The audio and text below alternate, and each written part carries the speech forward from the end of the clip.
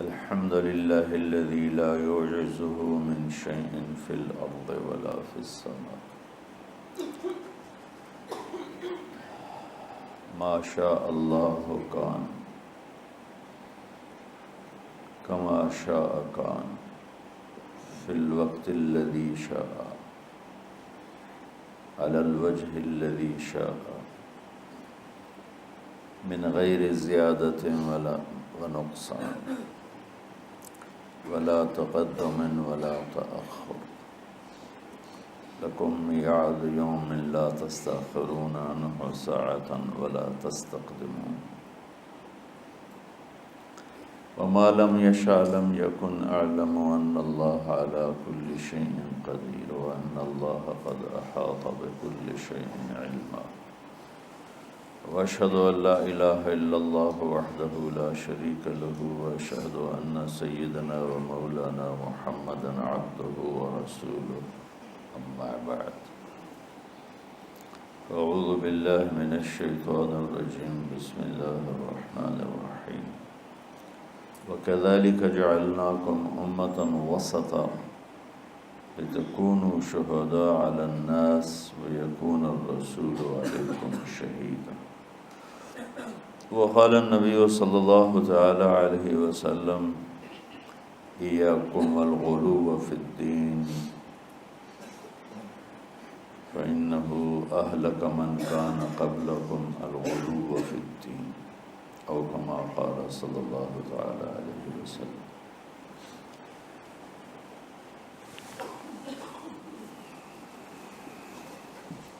میں نے ابھی ایک آیت پڑھی آپ کے سامنے کہ اللہ تعالیٰ فرماتے ہیں کہ ہم نے تمہیں امت معتدل بنایا، وسطا۔ ایک ترجمہ اس کا امام طبری نے کیا ہے جو ہمارے تبلیغ والوں کے لیے بڑا، بلکہ پوری امت کے لیے، صرف تبلیغ والوں کے لیے کیوں، پوری امت کے لیے وہ ایک پیغام ہے کہ انہوں نے ایک ترجمہ یہ کیا ہے کہ ہم نے تمہیں امت واسطہ بنایا۔ دو چیزوں کو ملانے کے لیے درمیان میں جو چیز ہوتی ہے اس کو واسطہ کہتے ہیں۔ جیسے یہ مائک میرے اور آپ کے درمیان، یہ جو بھی آگے سن رہے ہیں، واسطہ ہے۔ یہ دو چیزوں کو ملا رہا ہے، مجھے اور آپ کو ملا رہا ہے آواز کو بلند کر کے۔ تو امام طبری نے اس کا ترجمہ، ایک ترجمہ یہ کیا ہے، یہ بھی کیا ہے امت معتدل بنایا ہے۔ یہ تو تمام مفسرین نے اس کا یہ ترجمہ کیا۔ امام طبری نے ایک ترجمہ یہ کیا کہ ہم نے تمہیں امت واسطہ بنایا ہے۔ جیسے پہلے انبیاء آتے تھے اور وہ واسطہ ہوتے تھے اللہ اور بندوں کے درمیان، کہ لوگ اللہ کو نہیں جانتے تو ایک نبی آتا ہے، رسول آتا ہے، وہ لوگوں کو اللہ کا تعارف کرواتا ہے اور اللہ سے ان کو ملا دیتا ہے، اللہ کے سامنے انہیں جھکا دیتا ہے اور انہیں صراط مستقیم پہ کھڑا کر دیتا ہے۔ اب ہمارے نبی پاک صلی اللہ علیہ وسلم کے بعد کوئی نبی نہیں آئے گا، تو لہٰذا اے امت محمد اب تم واسطہ ہو۔ ہمارے ذمے ہے، جو تبلیغ والے کر رہے ہیں، ہمارے ذمے ہے کہ ہم اب اللہ کے پیغام کو لوگوں تک پہنچائیں اور ہم واسطہ بنیں بندوں اور بندوں کے رب کے درمیان۔ یہ بہت خوبصورت ترجمہ ہے۔ جتنی تفسیریں میں نے دیکھی اس میں مجھے سوائے طبری کے اور کہیں نہیں ملا، اور آپ کے شاید علم میں ہوگا کہ طبری پہلی تفسیر ہے جو امت میں لکھی گئی، ابن جریر طبری رحمۃ اللہ علیہ۔ تو اللہ تعالیٰ نے ہمیں امت واسطہ بنایا ہے۔ کوئی تبلیغ میں نہیں جا رہا یا جا رہا ہے، امت ہے تو ہم امت واسطہ ہیں۔ نماز سب پہ فرض ہے، بہت تھوڑے سے لوگ پڑھتے ہیں، تو جو نہیں پڑھتے ان کی معافی تو کوئی نہیں۔ زکوٰۃ بہت تھوڑے لوگ دیتے ہیں، جو نہیں دیتے ان کو معاف تو نہیں ہے۔ تو ایسے ہی میرے عزیزو، اللہ کا پیغام پہنچانا، اللہ سے لوگوں کو ملانے کی کوشش کرنا، یہ ساری امت کے ذمے ہے۔ بہت تھوڑے سے لوگ کر رہے ہیں، بے شمار امت ہے جو بھول چکی ہے، اور بھولنا بھی بھول چکے ہیں۔ مدت ہوئی صیاد نے چھوڑا بھی تو کیا، تاب پرواز نہیں راہ چمن یاد نہیں۔ مجھے یہ شعر بڑا فٹ آتا ہے کہ ایک شکاری چھوٹے سے پرندے کو گھونسلے سے اٹھا کے لے آتا ہے، اور اگر اپنے پنجرے میں ڈال دیتا ہے، جب اس پرندے کی شعور کی آنکھ بیدار ہوتی ہے تو وہ اپنے آپ کو ایک پنجرے میں دیکھتا ہے، اور ایک کوٹھالی میں اس کے لیے دانہ پڑا ہوتا ہے، ایک میں پانی ہوتا ہے۔ بس وہ وہاں سے دانہ اٹھاتا ہے، وہاں سے پانی کے چند قطرے لیتا ہے، اور وہیں پھڑ پھڑا کے بیٹھ جاتا ہے۔ اور جب اس کی آنکھ ہی وہیں کھلی تو اس کی ذہنیت اور اس کا جو مائنڈ سیٹ تھا وہ فکس ہو گیا کہ بس یہی میرا جہان ہے، یہی میری دنیا ہے۔ جب وہ پرندہ جوان ہو گیا تو شکاری نے ایک دن دروازہ کھولا پنجرے کا، کہا اپنے چمن کو لوٹ جا، اپنے جنگل کو لوٹ جا۔ تو وہ آگے کہتا ہے تاب پرواز نہیں، مجھ سے تو اڑا ہی نہیں جاتا، اور اگر میں اڑ بھی جاؤں تو راہ چمن یاد نہیں، مجھے تو یاد ہی نہیں تم مجھے کہاں سے لائے ہو، تو میں کدھر جاؤں، اور میں نے اتھے ہی رہن دے۔ تو اس وقت امت محمد صلی اللہ علیہ وسلم دکانوں کے پنجرے میں، فیکٹریوں کے پنجرے میں، ملوں کے پنجرے میں، زراعت کے پنجرے میں، کاروبار زندگی کے پنجرے میں ایسی بند ہوئی ہے، بس صبح گھر سے اپنے کام پر، کام سے گھر پر، گھر سے دکان پر، دکان سے گھر پر، یہ سارا ماحول ہے۔ اب جب انہیں کہتے ہیں کہ بھائی تمہیں اپنے چمن کو لوٹو، تمہیں تو دنیا میں اللہ کا پیغام سنانا ہے، تو کہتے ہیں تاب پرواز نہیں راہ چمن یاد نہیں۔ تو آج جو میں تھوڑی بات کرنا چاہتا ہوں وہ دوسرے معنی پر ہے۔ وَكَذَلِكَ جَعَلْنَاكُمْ أُمَّةً وَسَطًا، ہم نے تمہیں امت معتدل، درمیان والی امت بنایا۔ اچھا، یہ جو آیات کی نمبرنگ ہوئی ہے یہ بہت بعد میں ہوئی ہے۔ اللہ کے نبی کے دور میں یہ آیات کو نمبر نہیں لگے ہوئے تھے، اور اس طرح ایک ایک آیت الگ نہیں کی گئی تھی۔ بعد کے علماء نے اپنی محنت کوشش سے یہ آیات کا عدد تعداد مقرر کیا۔ سورہ بقرہ کی 286 آیات ہیں۔ امتاً وسطا، درمیان والی امت۔ جب علماء سورہ بقرہ کی آیات بنا رہے تھے تو ان کے سامنے تو پیچھے سے چلے آ رہے ہیں، امتاً وسطا ان کے سامنے تو اس وقت آیا جب وہ یہاں پہنچے، تو یہ بڑی حیرت اور قدرت خداوندی کی یہ ایک تصویر ہے کہ وَكَذَلِكَ جَعَلْنَاكُمْ أُمَّةً وَسَطًا، آیت نمبر 146 ہے، اور 146 وسط 286 ہے۔ 146 جمع 146 کتنے ہو گئے؟ ہاں مولویانو حساب تھوڑا ہی عمدہ۔ ہاں کتنے ہو گئے؟ 200 92 نہیں، پھر یہ آیت نمبر 143 ہے. اب میرا ذہن ہی سویا ہوا ہے، میں کیا آگے. یہ آیت نمبر 143 ہے، 146 نہیں، 143 ہے. تو بالکل درمیان میں لفظ کے لحاظ سے، اور ادھر آیت کی تقسیم ہو رہی ہے، تو کرتے کرتے کرتے جب اس آیت پر پہنچے تو یہ 143 بن رہی تھی، اور آیات 286 ہیں. تو اس کا وسط بنتا ہے، اور امتاً وسطا، درمیان والی امت کے پیچھے مفہوم کیا ہے؟ یہودی بہت زیادہ حرص و ہوس کا شکار ہوئے دنیا کے لیے. عیسائی رہبانیت میں ایسے ترک دنیا رہبانیت ابتدعوها ما كتبنا علیہم. اللہ تعالیٰ نے کہا انہوں نے خود ہی شروع کیا، میں نے تو کہا نہیں تھا.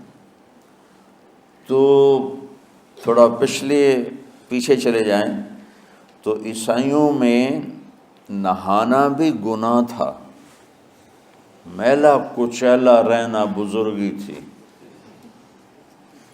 بو آ رہی ہو، کپڑے گندے میلے، زبردستی اپنے اوپر اس قسم کے مجاہدے ڈالنا. تو اللہ نے کہا رہبانیت ابتدعوها ما كتبنا علیہم. میں تسی آپ پہ شروع کی تھی، میں دنی تو انہوں آکھیا.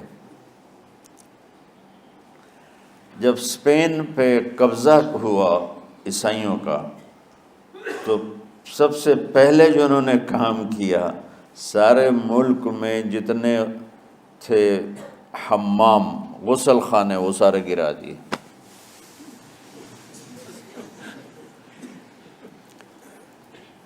انیس سو 70 تک انگلینڈ میں، 1970 کو زیادہ کسی گھر میں غسل خانہ نہیں ہوتا تھا، ٹوائلٹ نہیں ہوتا تھا.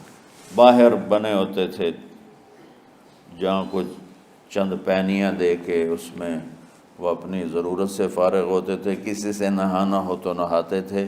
یہ جب نئی جدید تعلیم آئی تو پھر یہ ان کے اندر تبدیلی آئی، ورنہ گندے رہنا، میلے کچیلے رہنا، شادی نہیں کرنی، دنیا سے بیزاری کے مختلف طریقے، اپنے آپ کو تکلیف دینا، یہ بزرگی کی شان سمجھا جاتا تھا. تو اسپین پہ جب قبضہ ہوا عیسائیوں کا، تو سب سے پہلے انہوں نے 2 کام کیے. ایک، سارے غسل خانے حمام توڑ دیے، اور جتنے کتب خانے تھے سارے جلا دیے. لاکھوں کتابوں کے ذخیرے تھے اسپین میں علماء کے. علامہ قرطبی جیسے، ابن عربی جیسے جہاں پیدا ہوئے ہوں، بقی ابن مخلد جیسے جہاں پیدا ہوئے ہوں. تو ان کا، میں وہ قرطبہ کی جامع مسجد دیکھنے گیا تو بس میری آنکھ نہیں، میرا دل رو رہا تھا، دل کے آنسو نکل رہے تھے کہ وہ مسجد جس میں 700 سال قال اللہ وقال الرسول چلتا رہا، وہاں درمیان میں گرجا بنا ہوا تھا، اور بت ہی بت ہر طرف رکھے ہوئے تھے. اور ایک بہت بڑی تصویر لگی ہوئی تھی جس میں ابو عبداللہ جو آخری بادشاہ تھا غرناطہ کا، وہ فرڈینینڈ جس نے غرناطہ فتح کیا، اس کو چابیاں پیش کر رہا تھا. اور اس کی بیوی ملکہ ایزابیلا اور فرڈینینڈ، یہ دونوں ایسے کھڑے ہیں، اور ابو عبداللہ وہ تصوراتی خاکہ تھا، وہ یوں غرناطہ شہر کی چابیاں پیش کر رہا ہے. یعنی بہت ہائی لائٹ کر کے بہت بڑی تصویر لگائی ہوئی تھی.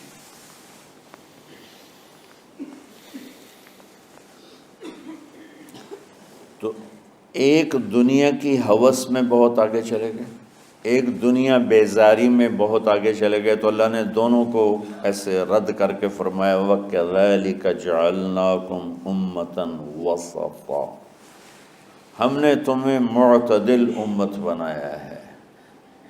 نہ تو دنیا میں ایسے لگو کہ دین برباد ہو جائے، نہ دین میں ایسے لگو کہ دنیا معطل ہو جائے۔ سبحان اللہ۔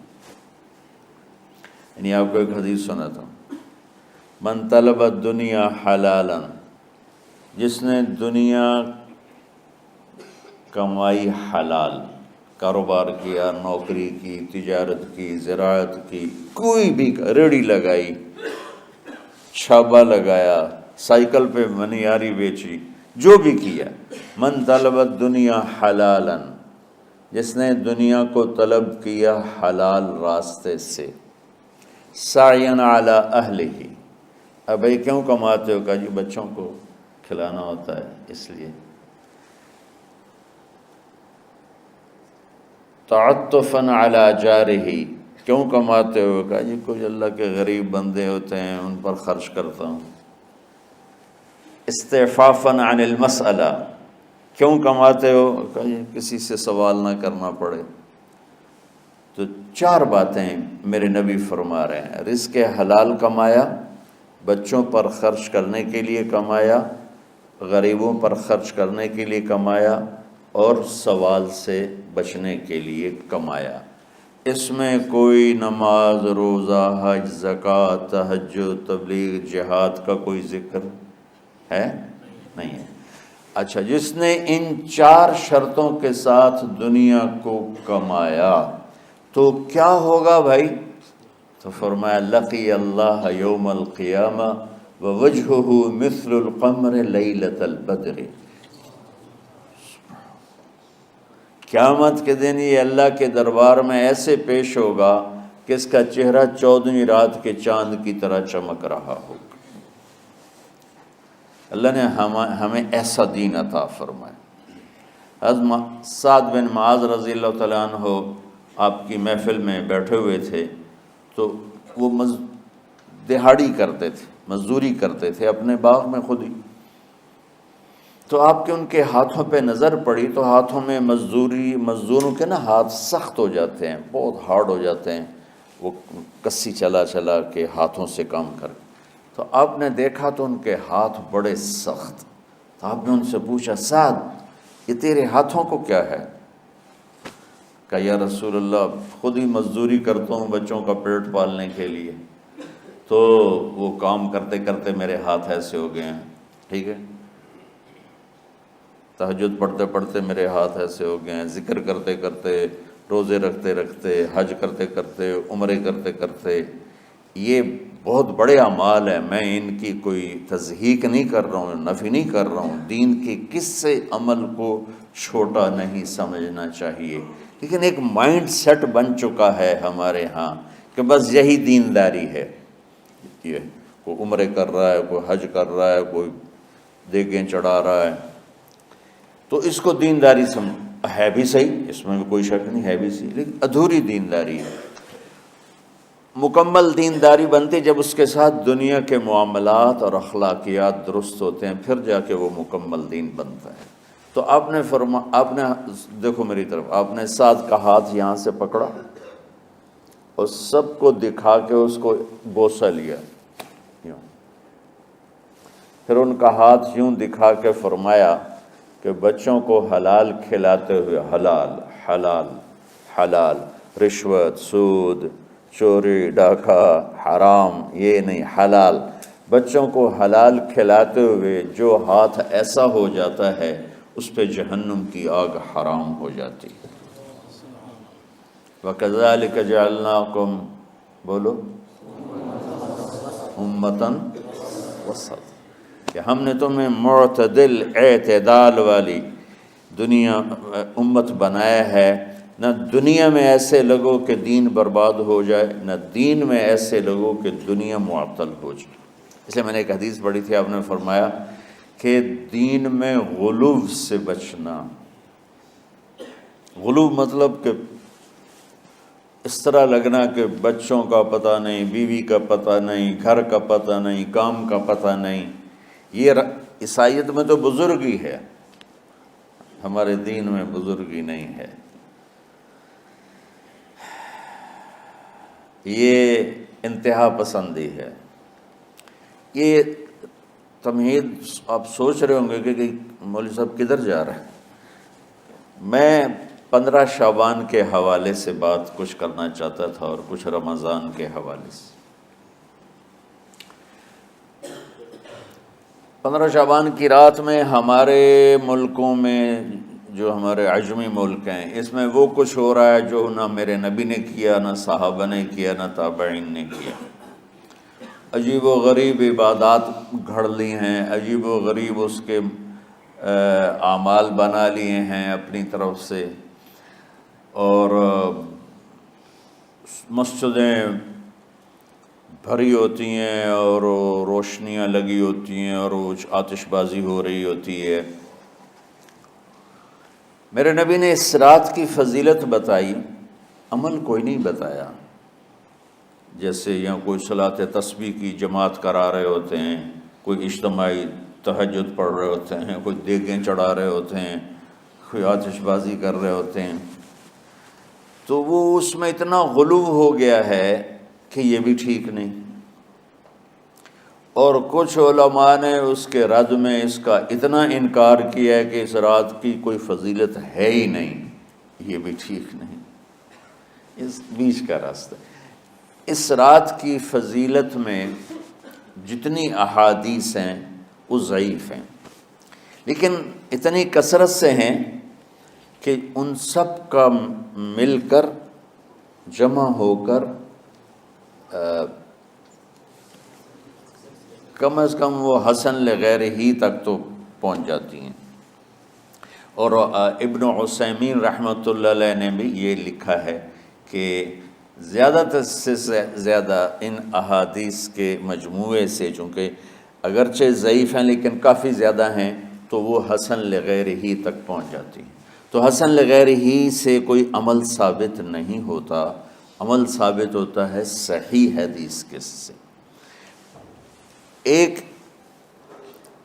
احادیث کی کثرت سے روایات، اور ایک امت کا عمل، کہ امت کا بہت بڑا طبقہ صدیوں سے اس رات کا اہتمام کر رہا ہے۔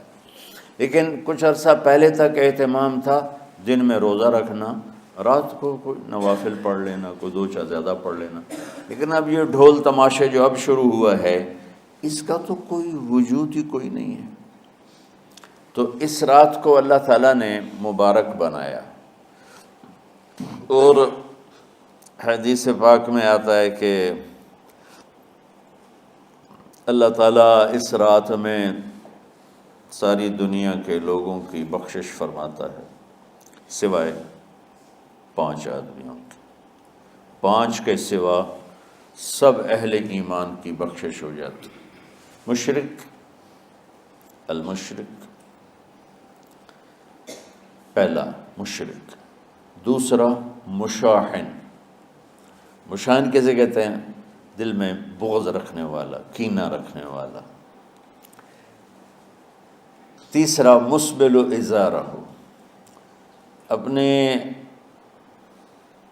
پاجامے شلوار چادر کو ٹخنوں سے نیچے تک لے جانے والا، لیکن ایک شرط کے ساتھ کہ وہ تکبر کی وجہ سے ہو، سستی کی وجہ سے ہے، غفلت کی وجہ سے ہے۔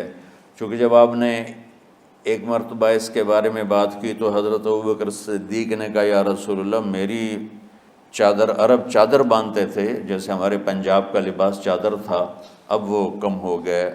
ہماری تو بزرگ عورتیں بھی اور مرد بھی سب چادر باندھتے تھے، شلوار کا تو کسی کو پتہ ہی نہیں ہوتا تھا ہمارے بچپن میں۔ یہ تو پھر آہستہ آہستہ جب تعلیم آئی تو شلوار دیہاتوں میں بھی اور شہروں میں عام ہو گئی۔ تو اگر وہ اس لیے لٹکا رہا ہے کہ طبیعت میں تکبر ہے، پھر اس وعید کا وہ حقدار ہے۔ اگر ویسے اس کی نیچے جا رہی ہے تو میرا مالک ایسا، وہ تو ہے ہی رحیم و کریم، ہے ہی رحیم و کریم، ہے ہی رحیم و کریم، صرف شلوار نیچے لٹکانے سے وہ اتنی شدید سزا دے۔ اگر اس کے پیچھے تکبر ہے، پھر ہے، یہ تکبر نہیں ہے تو انشاءاللہ وہ اس سے محفوظ ہوگا۔ تو اپنی چادر کو لٹکانے والا، لیکن بشرط تکبر۔ کتنے ہو گئے؟ عاق لوالدیہ، ماں باپ کا نافرمان۔ نافرمان ایسا کہ دکھ دینے والا۔ چھوٹی موٹی اونچ نیچ تو ہر بچے سے ہو جاتی ہے، نہیں، جن نے والدین کو ٹکڑے ٹکڑے کر دیا ہو اور ان کو دکھ دے دے دے دے کے ان کا سینہ چیر دیا ہو، چونکہ آپ کہتے ہیں پرزے پرزے کرنا کسی چیز کو، تو اپنے دکھ دے کر اپنی بدتمیزی کے ساتھ اس نے ماں باپ کا دل زخمی کر دیا ہو، ایک یہ نہیں معاف ہوتا۔ پانچواں، مدمن خمر، مسلسل شراب پینے والا، مستقل جو شراب کا عادی ہو، ان پانچ کو مؤخر کر دیا جاتا ہے۔ معافی نہیں ہونے کا مطلب یہ نہیں کہ اللہ تعالیٰ کبھی معاف نہیں کرے گا، معافی نہ ہونے کا مطلب یہ ہے کہ یہ پانچ ایسے گناہ ہیں کہ اس کی وجہ سے بخشش رک جاتی ہے۔ اگر وہ شرک سے نکل آئے، وہ کینہ سے نکل آئے، وہ تکبر سے نکل آئے، وہ والدین کی نافرمانی سے نکل آئے، شراب چھوڑ دے، تو ان کی بھی بخشش ہو جاتی۔ جب کوئی توبہ کرے گا فوراً بخشش ہو جائے گی۔ نہ 15 شعبان کی ضرورت ہے، نہ لیلۃ القدر کی ضرورت ہے، نہ بیت اللہ جانے کے ساتھ توبہ کی شرط ہے۔ جہاں بھی وہ بیٹھ کے توبہ کرے گا، جس لمحے میں کرے گا، اسی وقت اس کی توبہ قبول ہوگی اور اللہ اس کے پچھلے سارے گناہوں کو معاف فرما دے گا۔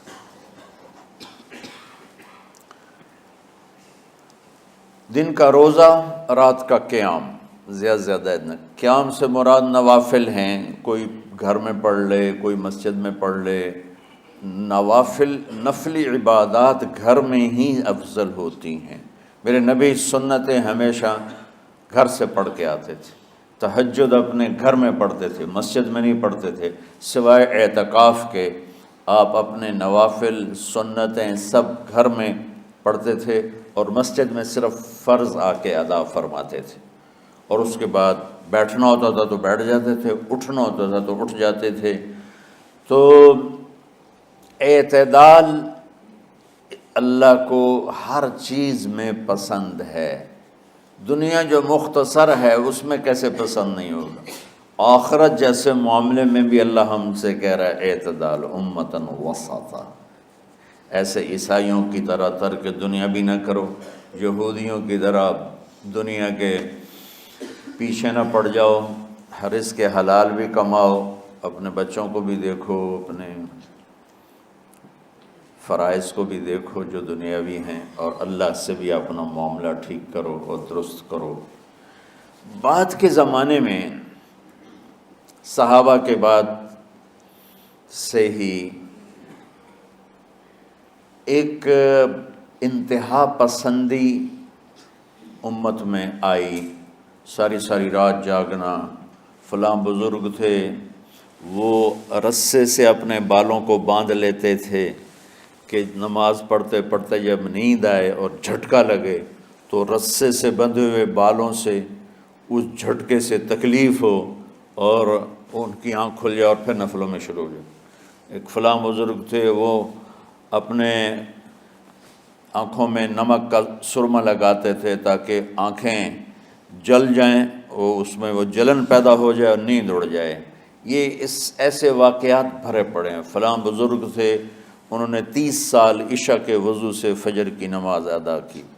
یہ اپنی جگہ پہ بزرگی ہے، لیکن یہ بھائیو یہ دین ہم پیش نہیں کر سکتے۔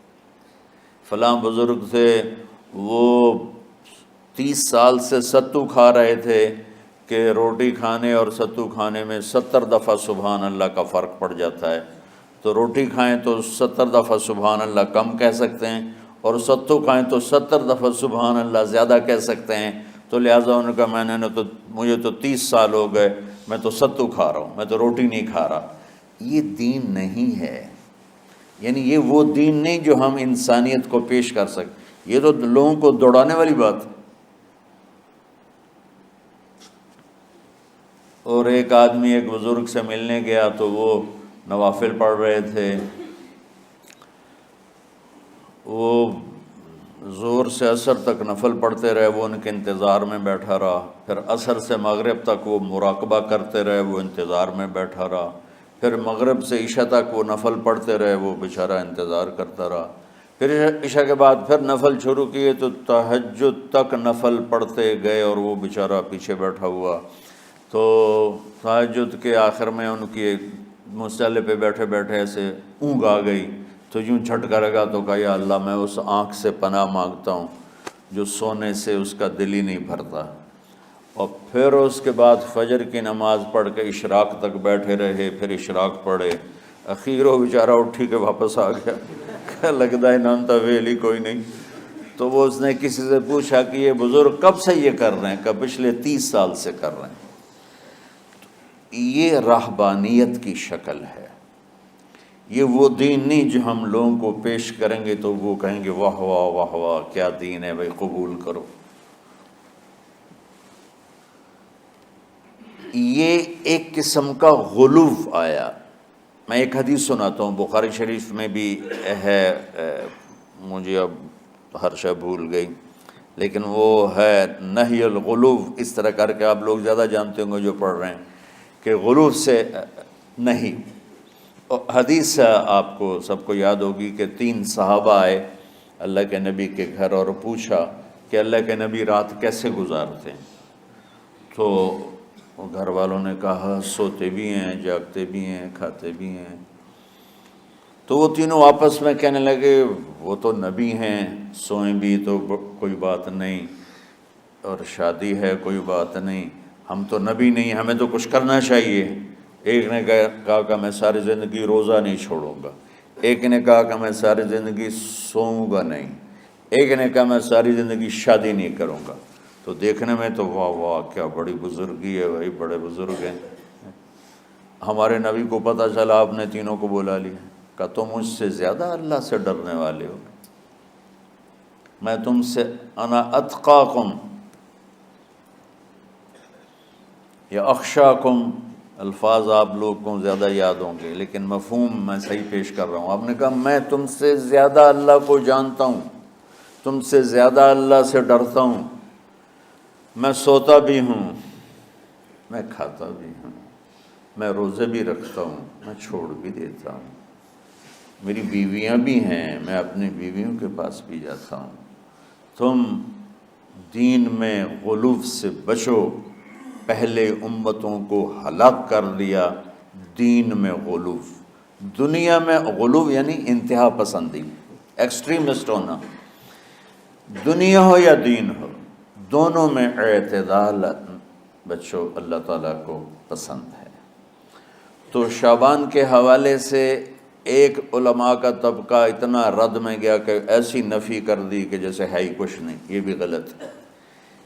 ایک طبقہ وہ ہے جو پتہ نہیں کیا کچھ کرتا ہے شب برات کے نام پر، وہ بھی غلط۔ ساری حدیثوں کو ملا کر روزہ اور رات کا قیام، کہ رات کو اٹھ کے کچھ اللہ کو یاد کر لو۔ اب اس آیت میں بعض مفسرین سے غالباً بھول ہوئی، حامیم والکتاب المبین انا انزلناہ فی لیلۃ مبارکۃ انا کنا منذرین فیہا یفرق کل امر حکیم امرا من عندنا انا کنا مرسلین۔ یہ لیلۃ القدر ہے، انا انزلناہ فی لیلۃ مبارکۃ، یہاں دوسرا لیلہ مبارک رات میں ہم نے قرآن کو اتارا۔ دوسری آیت کو جوڑو، انا انزلناہ فی لیلۃ القدر، ہم نے قرآن کو لیلۃ القدر میں اتارا۔ تو وہ آیت اس آیت کا ترجمہ کر رہی کہ لیلۃ مبارک سے مراد لیلۃ القدر ہے، 15 شعبان نہیں۔ لیکن بعض مفسرین جو بڑے لوگ ہیں، لہذا ہم سب کا ادب احترام کرتے ہیں، لیکن رائے کا اختلاف وہیں بڑے علماء میں ہی ہے، تو اسی کو میں آپ کے سامنے نقل کر رہا ہوں، کوئی اپنی رائے نہیں دے رہا ہوں۔ تو ان سے یہ صاف ہو گیا کہ انہوں نے اس کو 15 شعبان بنا دیا۔ یہ 15 شعبان کی رات نہیں ہے، یہ لیلۃ القدر ہے، کہ جس میں وہ پورے سال کے احکام اعلان کر دیے جاتے ہیں، وہ شب قدر ہے۔ اس میں بھی معافی ہوتی ہے، اس میں بھی معافی ہوتی ہے، لیکن شب قدر تو قرآن سے، صحیح احادیث سے ثابت ہے، اور شعبان کی رات ضعیف حدیثوں سے ثابت ہے، لیکن کثرت حسن لغیرہ ہی، اور امت کا عمل اس میں بہت بڑی گنجائش پیدا کرتا ہے۔ تو جو بچہ روزہ رکھنا چاہے ضرور رکھے، جو رات کو اٹھنا چاہے ضرور اٹھے، لیکن وہ اتنا نہ اٹھے کہ صبح سبق میں سویا پڑا ہو۔ تو ایسی عبادت نہیں چاہیے کہ آپ اپنے طلب علم جو فرض ہے اس میں آپ سوئے پڑے ہوں، تو تمہارے خراٹوں سے سبق بھی متاثر ہو رہا ہو۔ تو اعتدال بچوں، ہر چیز میں اعتدال۔ تو اس میں یہ جو 5 ہیں، ایک مشرک، ایک مشاحن۔ مشاحن کون ہے؟ جو دل میں کینہ بغض رکھتا ہے۔ اب میں کہاں سے آنسو لاؤں اس بات پر رونے کے لیے کہ ایک تو دنیا داروں کا بغض کینہ ہے آپس کی لڑائیوں سے، لیکن یہ جو دیندار ایک دوسرے سے بغض، اس قدر بغض رکھتے ہیں کہ کافر بنائے بیٹھے ہیں ایک دوسرے کو، سلام کا جواب نہیں دیتے، جنازے میں نہیں شریک ہوتے۔ اس کا جرم واپس جاتا ہے تاجروں کو نہیں، حکمرانوں کو نہیں، خطیبوں کو، نادان، ہر خطیب نہیں، نادان خطیبوں کو، جو ہر مکتبہ فکر میں موجود ہیں، جو اس شدت کے ساتھ اوروں کی نفی کرتے ہیں اور اپنے آپ کو صحیح کہتے ہیں کہ جیسے باقی سب جہنمی ہیں، سب کافر ہیں، اور صرف ہم ہی صحیح ہیں اور ہم ہی جنت میں جائیں گے اور کوئی جنت میں نہیں جائے گا۔ تو چونکہ اس میڈیا کے ذریعے سے بہت سی امت سن رہی ہے، تو میں دیکھو بچوں ہاتھ جوڑتا ہوں اللہ کے واسطے، دین پیش کرنا، کافر کافر کے نعرے مت لگانا، اور یہ کافر وہ کافر، یہ کافر وہ کافر۔ اللہ بڑا کریم ہے۔ من کان آخر کلامہ لا الہ الا اللہ۔ یہ مولانا شاہد صاحب کے بھائی ساری زندگی کمیونسٹ رہے، ساری زندگی، اور دین سے بیزاری اور دینداروں سے نفرت نہیں، اور مرنے سے پہلے 3 دفعہ کلمہ پڑھا، چند دن پہلے ان کا انتقال ہوا ہے۔ تو اللہ کو کون سا عمل ایسا پسند آیا ہوا تھا کہ ایمان کو باقی رکھا؟ وہ دین سے نفرت کا اظہار کر رہے ہیں، دینداروں سے نفرت کا اظہار کر رہے ہیں، کتابیں لکھی ہیں، لیکن ایمان والی ماں نے جنم دیا تھا اور دودھ پلایا تھا، اور بچپن میں کلمہ بھی پڑھتے تھے، نمازیں بھی سیکھی ہوں گی، قرآن بھی پڑھا ہوگا۔ اس کے بعد ساری زندگی کمیونسٹ رہے۔ کون سی نیکی اللہ کو پسند تھی کہ مرتے ہوئے 3 دفعہ لا الہ الا اللہ پڑھا؟ ابو زرع رحمۃ اللہ علیہ بڑے محدثین میں سے فرماتے تھے مجھے 1,00,000 حدیث اس طرح یاد ہے جیسے تمہیں سورہ فاتحہ یاد۔ وہ انتقال کر رہے تھے، بے ہوش تھے، تو ان کے پاس ان کے شاگرد اور محدثین بیٹھے تھے کہ استاد جی کو کلمہ کیسے پڑھائیں، تو ہوش ہی کوئی نہیں، اور بے ہوشی میں کیا ہوش میں بھی ہو کوئی تو اس کو یوں سیدھا نہیں کہتے کلمہ پڑھو، بلکہ اس کے پاس بیٹھ کے لا الہ الا اللہ لا الہ الا اللہ پڑھتے ہیں کہ کہیں وہ کہنے سے انکار نہ کر دے۔ تو کلمہ پڑھے بغیر بھی ایمان پہ موت آتی ہے۔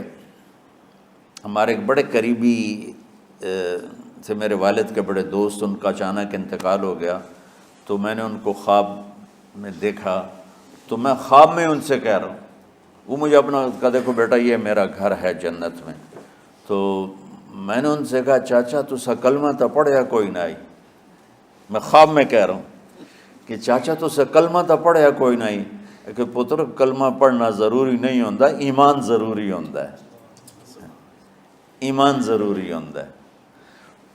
ہاں اس کا اظہار ہو جائے تو پھر وہ مہر لگ گئی، من کان آخر کلامہ لا الہ الا اللہ دخل جس کا آخری کلام لا الہ الا اللہ ہوگا وہ جنت میں داخل ہوگا۔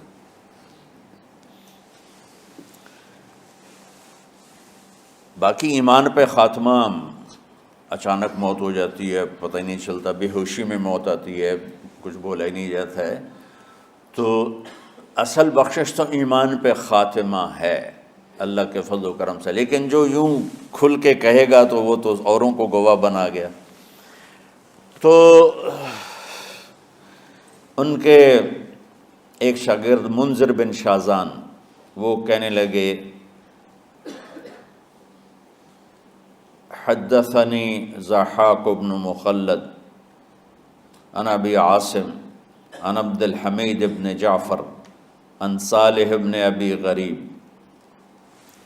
یہ سند پڑھ کے چپ ہو گئے، آگے نہیں چلے۔ تو ابو حاتم بیٹھے تھے، وہ بولے اونچی آواز میں، اور وہ ابو زرع بے ہوش پڑے ہوئے ہیں، حدثنی بندار عن ابی عاصم عن عبد الحمید بن جعفر عن صالح بن ابی غریب، اور خاموش ہو گئے۔ سبحان اللہ، وہ شخصیت بے ہوش پڑی ہے لیکن ساری زندگی حدیث پڑھائی ہے، کانوں میں آواز تو جا رہی ہے، دماغ اس کو کیچ نہیں کر رہا، لیکن لاشعور بے ہوش نہیں ہوتا، شعور بے ہوش ہوتا ہے۔ وہ لاشعور میں پہنچتی ہے اور شعور کو بیدار کیے بغیر ان کی زبان کو چلاتی ہے۔ انہوں نے بے ہوشی میں کہا حدثنی ابو عاصم، یہ ایک واسطہ اوپر ہیں ابو زرع ان سب سے، بندار عن ابی عاصم، ضحاک عن ابی عاصم، تو انہوں نے فرمایا حدثنی ابو عاصم عن عبد الحمید ابن جعفر عن صالح ابن ابی غریب۔ یہاں باقی دو خاموش ہو گئے تھے، وہ آگے چلے، عن کثیر ابن مرۃ الحضرمی عن معاذ ابن جبل رضی اللہ عنہ قال قال رسول اللہ صلی اللہ علیہ وسلم من کان آخر کلامہ لا الہ الا اللہ دخل الجنہ، او قال حرمہ اللہ علی النار، اور ساتھ ہی جان نکل گئی۔ کہ سند وہ آدھی پڑھ کے خاموش ہو گئے تھے، یہ آگے پڑھتے پڑھتے پڑھتے پڑھتے اللہ کے نبی تک پہنچ کے فرمایا کہ میرے نبی نے فرمایا کہ جس کا آخری کلام لا الہ الا اللہ ہوگا وہ جنت میں داخل ہوگا، یا اللہ اس پہ جہنم کو حرام کر دے گا۔ تو میرے عزیزو، اللہ کے واسطے تمام مکاتب فکر کے مسلمانوں سے اپنے دل کو بغض سے پاک کرو، کینہ سے پاک کرو، حسد سے پاک کرو، نفرت سے پاک، اختلاف کرو۔ میری ایک رائے ہے لیکن میں کبھی ممبر پر اپنی رائے پیش نہیں کرتا ہوں، خاص طور پر عقائد، اعمال، ترجیحات کے بارے میں دین پیش کرتا ہوں۔ رفع یدین کرنے کی بھی حدیثیں موجود ہیں، نہ کرنے کی بھی موجود ہیں، اور لڑی جاندے دونوں پاسا دے مناظر لڑی جاندے، لڑی اور اللہ دا واسطہ ہی نے دنیا برباد ہو گئی تو انہوں رفع یدین دی پئی کرو، افضل ہے، یہ افضل کی بات چلی، نہ کرو افضل ہے۔ ہم جو نہیں کرتے تو ہم کہتے ہیں کہ افضل ہے نہ کرنا، کرنا چاہو تو کر لو، کوئی مسئلہ نہیں، اور جو کہتے ہیں کرنا ہے وہ بھی کہتے ہیں افضل ہے کرنا، نہ کرو تو کوئی نہیں۔ یہ امت برباد ہو رہی ہے، یہ ان چھوٹی چھوٹی باتوں پہ مناظرے ہو رہے ہیں۔ میں نے ایک مناظرہ سنا تو مجھے بڑی تکلیف ہوئی ہے، اس پر سوشل میڈیا پر رفع یدین پہ ہو رہا تھا، ادھر دیوبندی تھے، ادھر اہل حدیث سے، اور لڑی جاندے لڑی، اخیر مناظرہ ہوندہ ہے، ایک دو گالی کٹ کے اٹھی جاندے۔ یہ امت برباد ہو رہی۔ ہمارے علاقے میں سنپال قوم ہے، راجپوتوں کی ایک شاخ ہے، تو اس میں ایک مار پلوان سنپال تھے، ان کا وزن ماشاءاللہ صرف 8 من تھا۔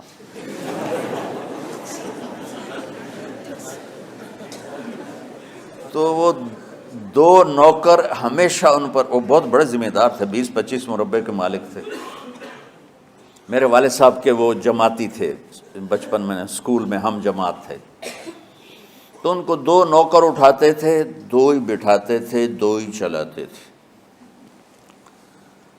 اس کے بغیر وہ ہلتے ہی نہیں تھے۔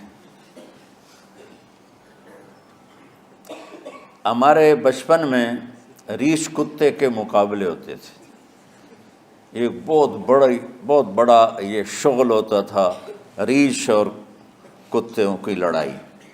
شکر ہے اب اس ظالمانہ کھیل پر گورنمنٹ نے پابندی لگائی، تو جس نے بھی لگائی بہت اچھا کیا۔ تو دیکھو مجھے کیا یاد آ گئی، کتنی پرانی بات، اور مجھے ایک وہ ریچھ والا یاد آ گیا، ودھو دا ریچھ، ودھو والا ریچھ، وہ بہت بڑا ریچھ تھا، کھڑا ہوتا تھا تو پورے آدمی کے برابر اس کا قد ہوتا تھا، میری آنکھوں کے سامنے وہ کھڑا ہوا ہے۔ تو ریچھ 2 طرح لڑتے تھے، میں آنکھوں دیکھا بتا رہا ہوں۔ ایک وہ جیسے ودھو دا ریچھ جڑائی، وہ کھڑا ہو جاتا تھا اور آنے والے کتوں کو تھپڑ مارتا تھا، ٹھو کتا وہ گیا، ادھر ٹھو کتا وہ گیا۔ اور کچھ ریچھ تھے جو بھاگتے ہوئے لڑتے، جو ذرا چھوٹے قد کے تھے، ذرا کمزور ہوتے، وہ کھڑے ہو کر نہیں لڑتے تھے، وہ بھاگتے تھے، بھاگتے بھاگتے تھپڑ مارا، بھاگتے بھاگتے کتا جو چک مارتا تھا تو وہ اس کو چھڑاتے تھے۔ تو کبھی کتے جیت جاتے، کبھی ریچھ۔ کبھی بہت نادر، یعنی بہت کم ایسا ہوتا تھا کہ وہ جو بھاگنے والے ریچھ ہوتے تھے نا، ان کا رسہ کھل جاتا تھا، تو پھر وہ ریچھ بھاگتا تھا جان بچانے کے لیے۔ تو مار پلوان رحمت اللہ علیہ،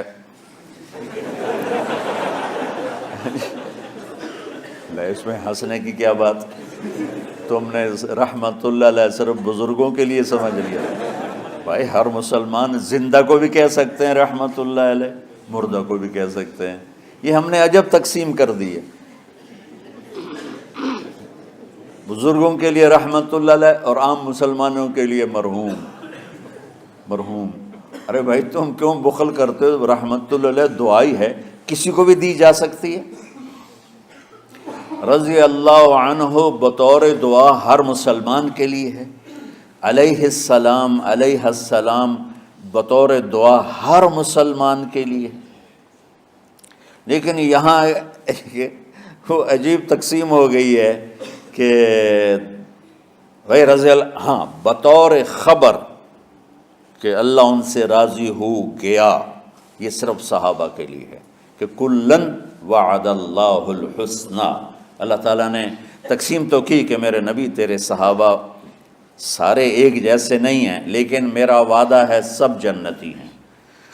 تو اس لحاظ سے رضی اللہ عنہ، ابو بکر رضی اللہ عنہ بطور خبر صرف صحابہ کے لیے، بطور دعا میں اپنے باپ کے لیے بھی کہہ سکتا ہوں، اپنی ماں کے لیے بھی کہہ سکتا ہوں، اور ہر مسلمان کے لیے کہہ سکتا ہوں جو فوت ہو چکا ہے یا جو زندہ ہے، اس کو بھی کہہ سکتا ہوں رضی اللہ عنہ، اللہ تو اس سے راضی ہو، جب ہم اردو میں کہتے ہیں اللہ تم سے راضی ہو، رضی اللہ عنک۔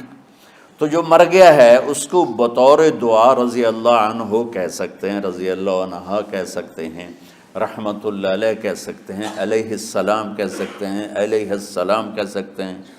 لیکن چونکہ مسلمانوں کا ایک طبقہ حضرت کہ مولا علی کو علیہ السلام کہتا ہے، ائمہ اہل بیت کو علیہ السلام کہتے ہیں، تو ہم نے اس پر کاٹا پھیر دیا، ہم نے نہیں رضی اللہ عنہ۔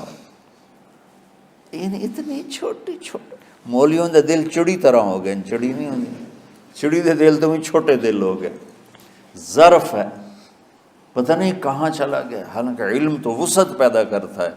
آج کا پڑھنا پڑھانا وہ ایسے دلوں کو تنگ کر کے سکیڑ کے چڑیا سے بھی چھوٹا بنا دیتا ہے۔ ارے بھائی ہر کسی کو بطور دعا علیہ السلام کہہ سکتے ہو، علیہ السلام کہہ سکتے ہو۔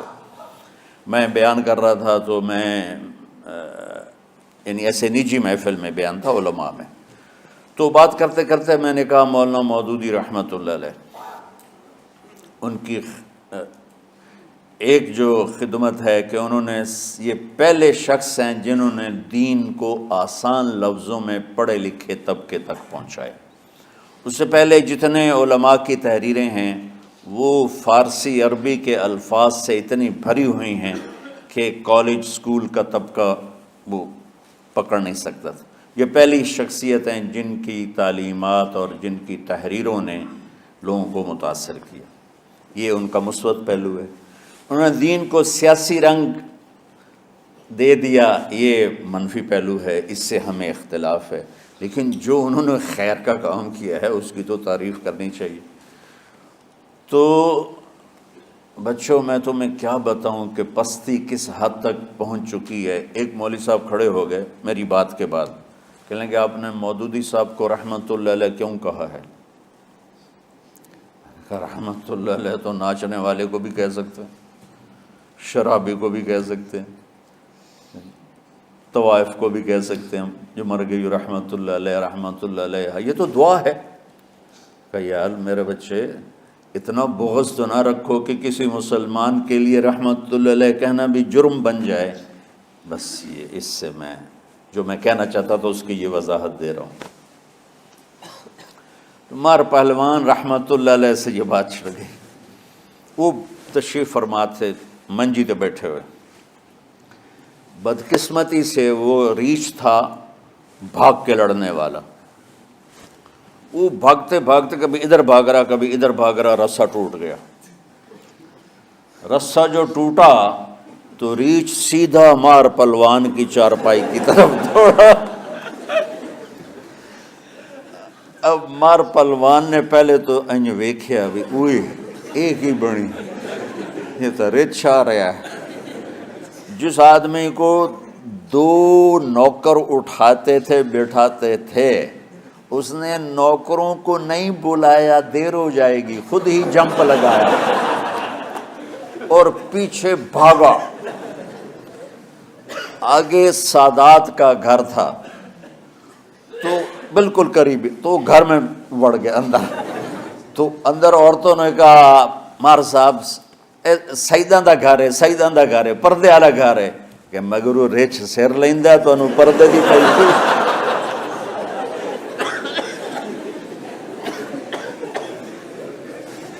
تو میں سچی بات ہے بچوں، اتنا مجھے دکھ ہوتا اور درد ہوتا ہے کہ امت تباہ و برباد ہو رہی ہے، مرتد ہو رہے ہیں، دین سے بیزاری کا اعلان کر کلم کھلا کہہ رہے ہیں میں کسی دین کو نہیں مانتا، اور یہ رفع یدین پہ لڑے ہی جا رہے ہیں۔ 20 تراویح 8 تراویح، 20 تراویح 8 رکعت، 20 رکعت 8 رکعت، سورۃ فاتحہ پڑھنی ہے نہیں پڑھنی ہے۔ یہ وہ کون سے مسائل ہیں جس پہ جنت اور جہنم کا فیصلہ؟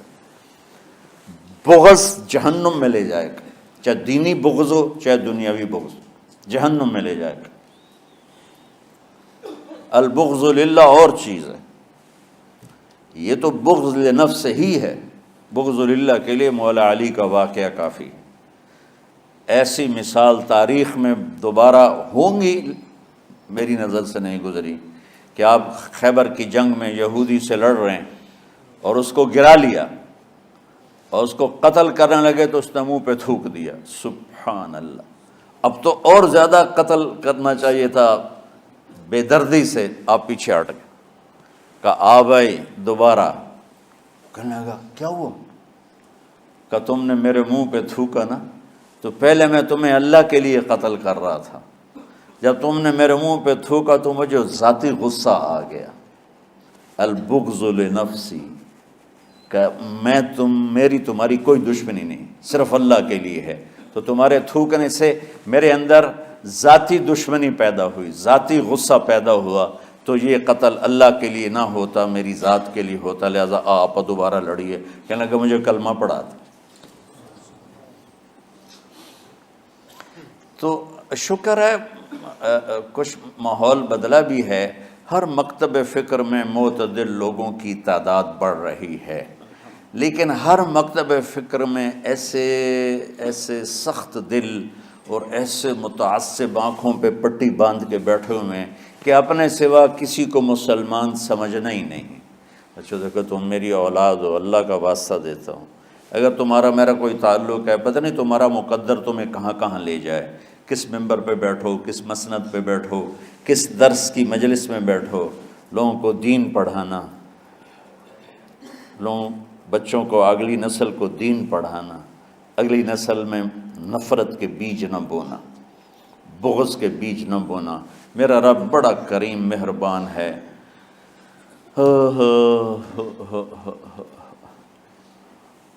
جواد وسیم صاحب آتے رہتے ہیں نا، یہ تو ماشاءاللہ یہ بہت بڑے اداکار تھے اسٹیج کے، تو اسٹیج کی دنیا بڑی غافل دنیا ہے، ہر گناہ وہاں ہوتا ہے، ہر عیب وہاں ہوتا ہے۔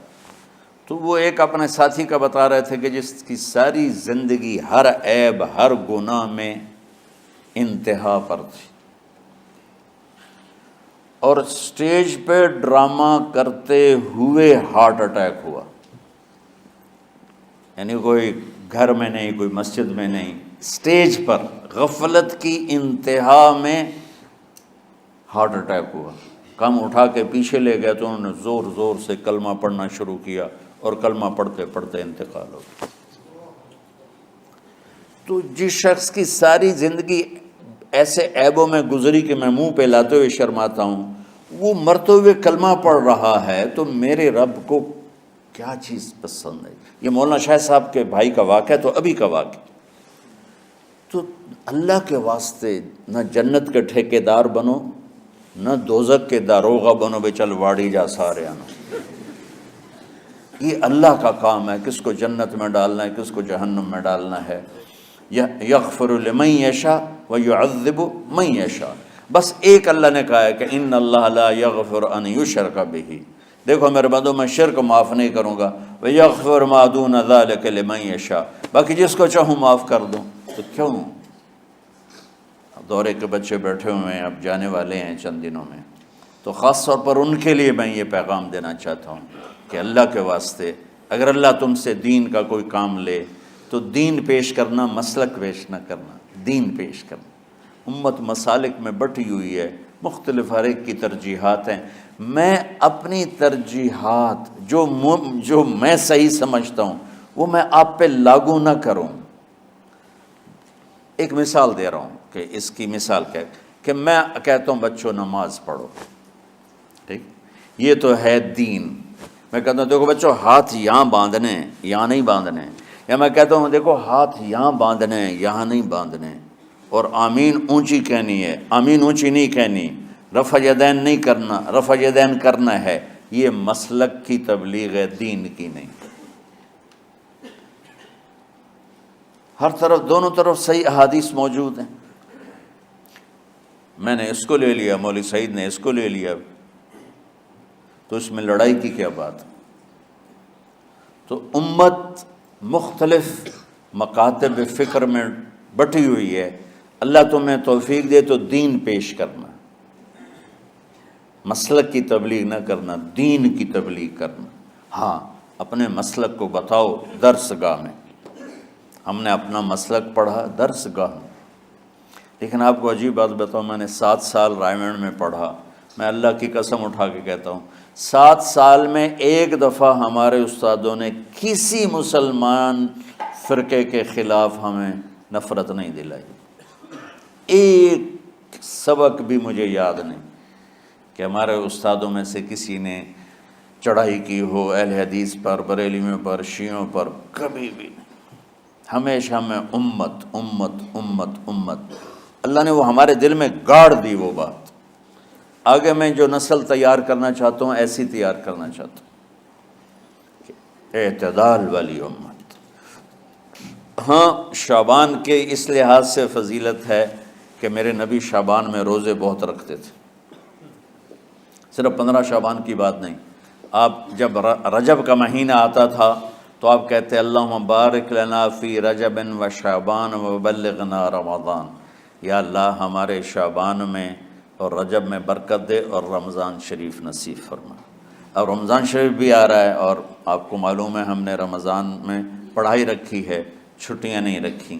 جب میں نے حسنین شروع کیا 1999 میں، تو اللہ نے میرے دل میں یہ بات ڈالی کہ رمضان تو علم کا مہینہ ہے، انا انزلناہ فی لیلۃ القدر، اور چاروں آسمانی کتابیں رمضان میں اور سارے صحیفے رمضان میں۔ پتہ نہیں اللہ کو کیا پسند تھا اس مہینے کا۔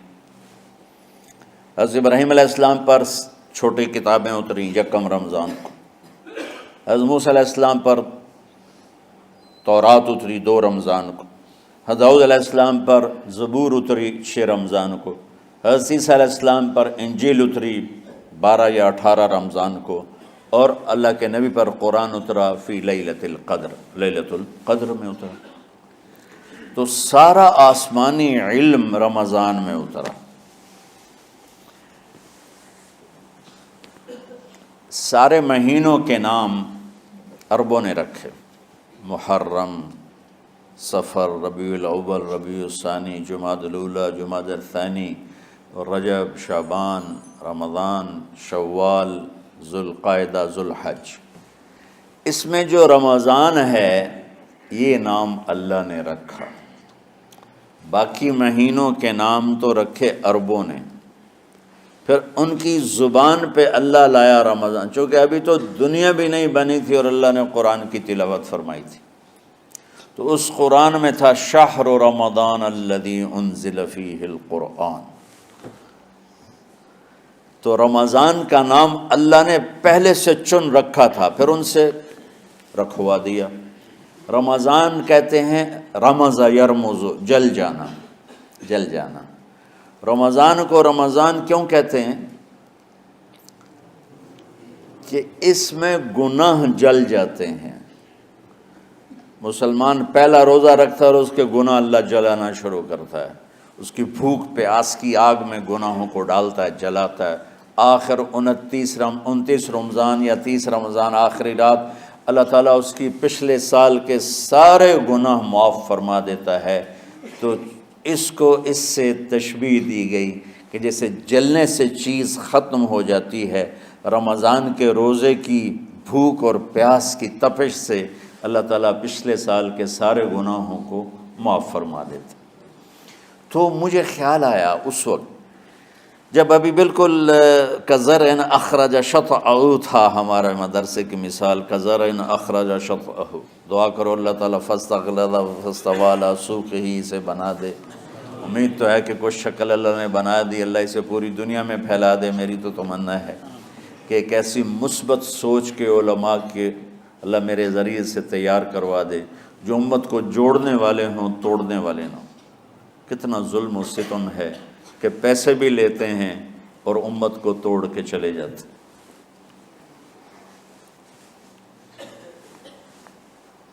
میں نے ایک خطیب سے کہا تم یہ منفی تقریریں کیوں کرتے ہو، تم مثبت کیوں نہیں کرتے؟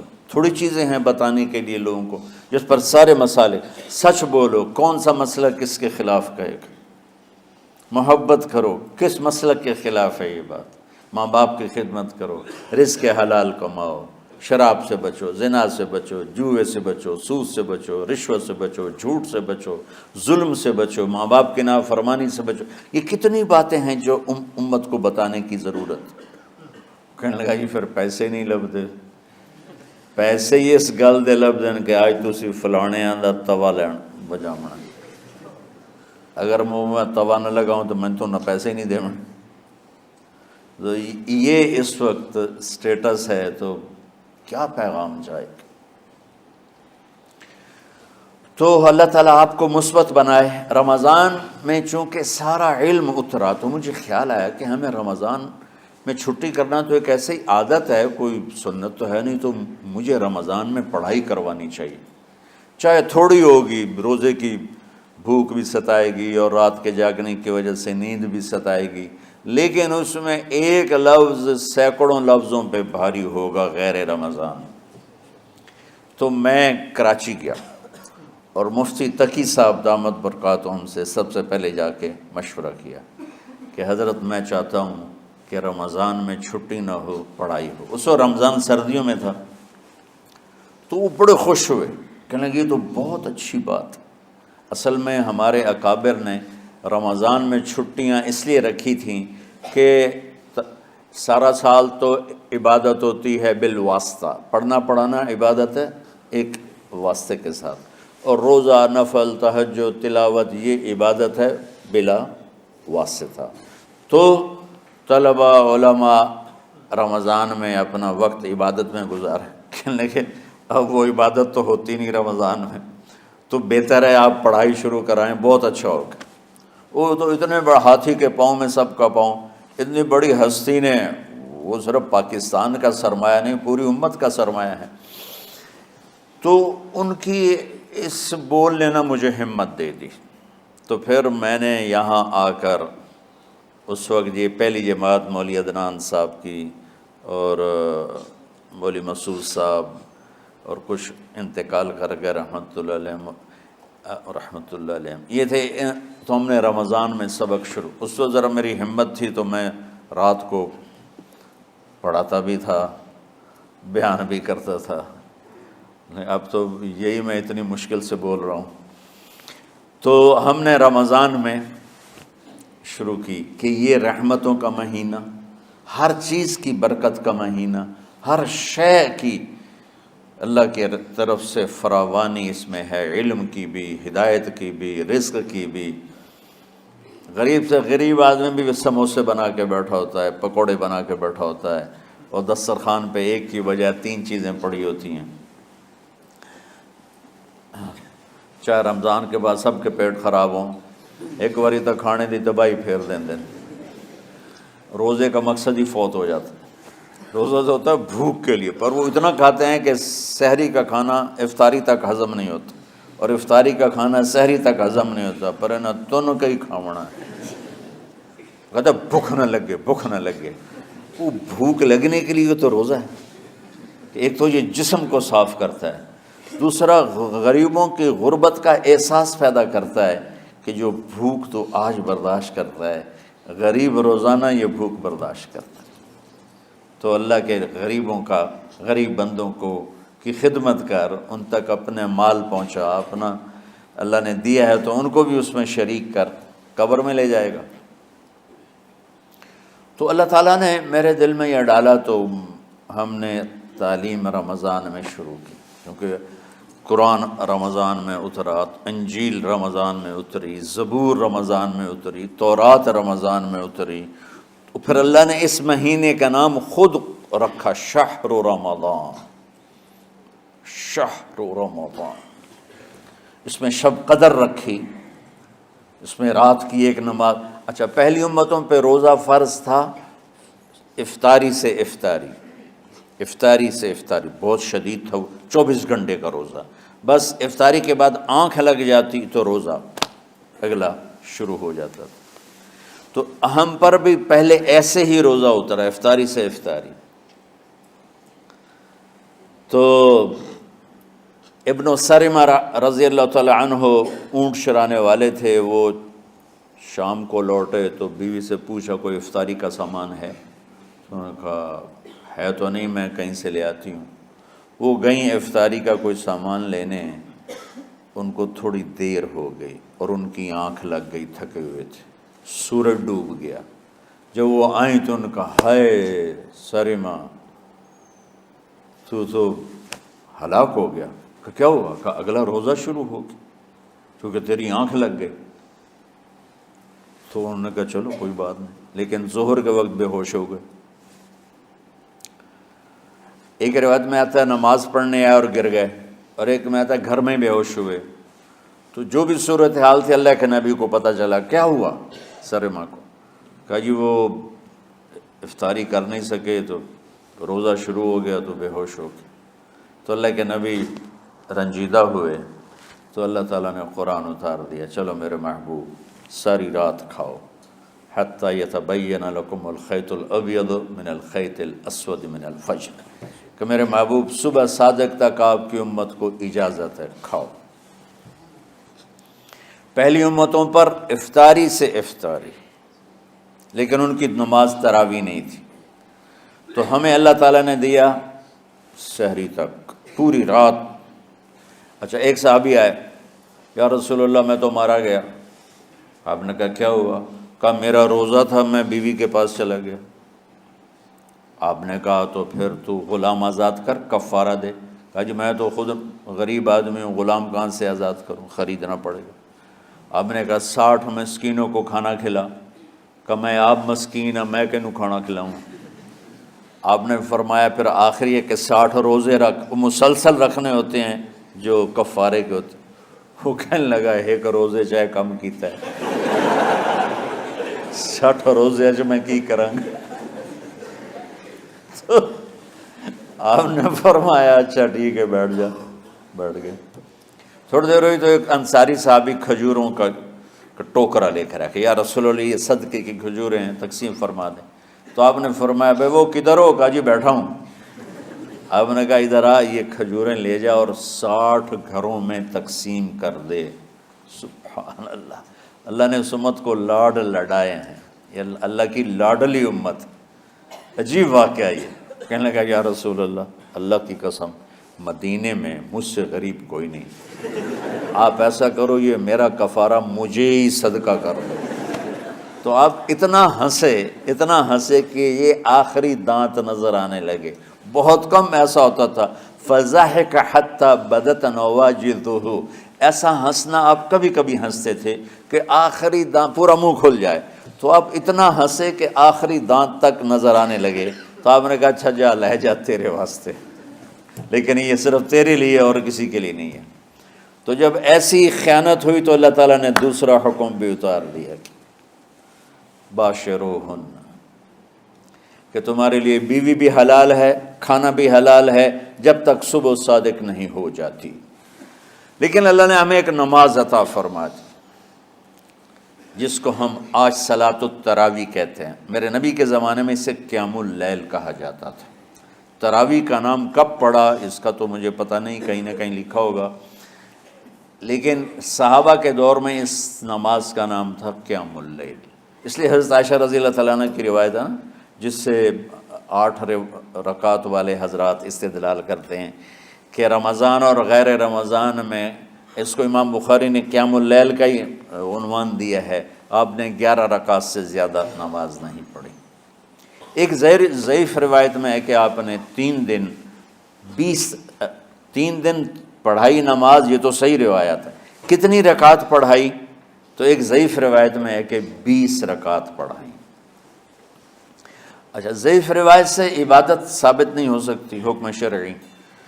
تو جب حضرت عمر رضی اللہ تعالیٰ عنہ نے سب کو، اب میرے نبی کے دور میں 3 دن کے بعد آپ تو آئے نہیں کہ کہیں فرض نہ ہو جائے، تو صحابہ اپنے طور پر قرآن سنتے تھے ٹولیوں میں۔ صدیقی دور میں 2 سال وہ فتنوں میں گزرا، تو اس میں بھی اسی طرح چلا کہ ٹولیوں میں ہوتے تھے۔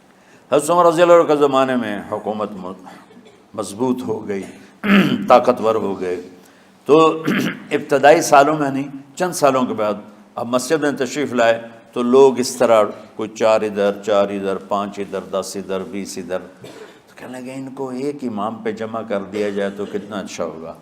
تو آپ نے سب کو اکٹھا کیا اور ابی بن کعب رضی اللہ تعالیٰ عنہ کو امام بنایا اور سب کو ایک نماز پہ جمع کر کے 20 رکعت کا حکم عطا فرمایا۔ تو حضرت عمر کا یہ عمل اس حدیث کو مضبوط کر دیتا ہے کہ چونکہ میرے نبی نے کہا علیکم بسنتی و سنت الخلفاء الراشدین من بعدی، کہ میری اور میرے خلفاء راشدین کی سنت پر مضبوطی سے عمل کرنا۔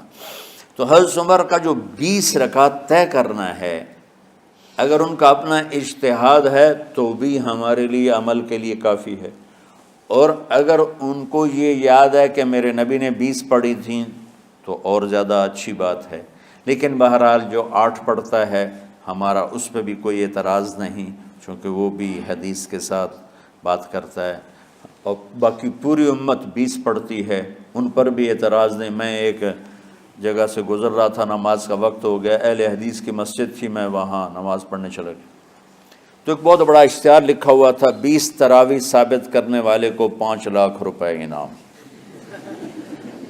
کہ کس قدر بے وقوفی ہے اور کس قدر احمقانہ یہ امت کی باتیں ہیں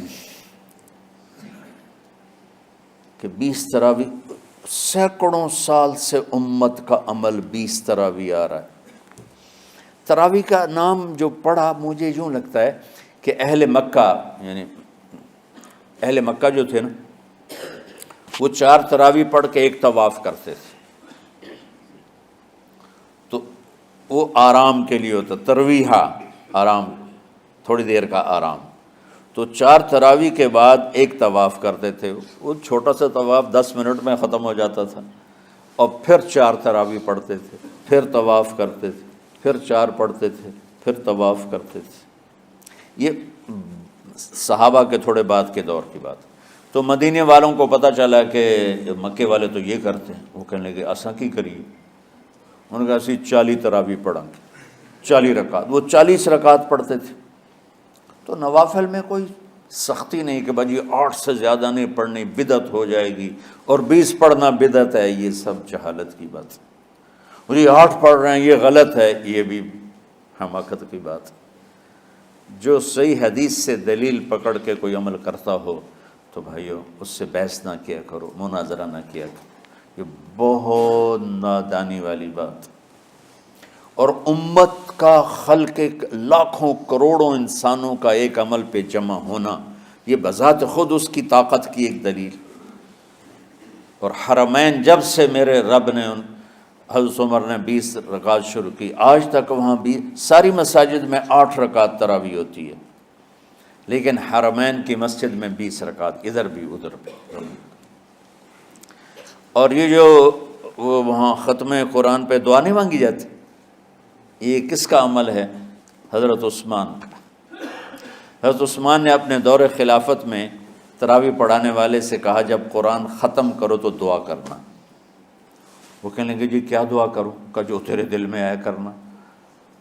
تو ختم قرآن کی رات تراویح کی آخری رکعت میں من الجنت والناس کے بعد دعا کے لیے ہاتھ اٹھانا، یہ حضرت عثمان رضی اللہ تعالیٰ عنہ نے اس کو زندہ فرمایا۔ اور امام دعا کرتا تھا 1 منٹ 10 منٹ 20 منٹ جتنے بھی، اور پیچھے لوگ آمین کہتے تھے۔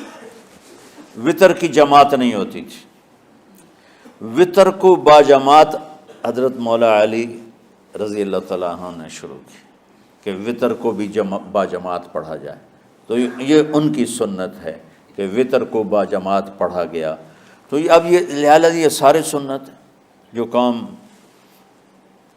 ان خلفۂ راشدین سے ہوا وہ بھی سنت ہے۔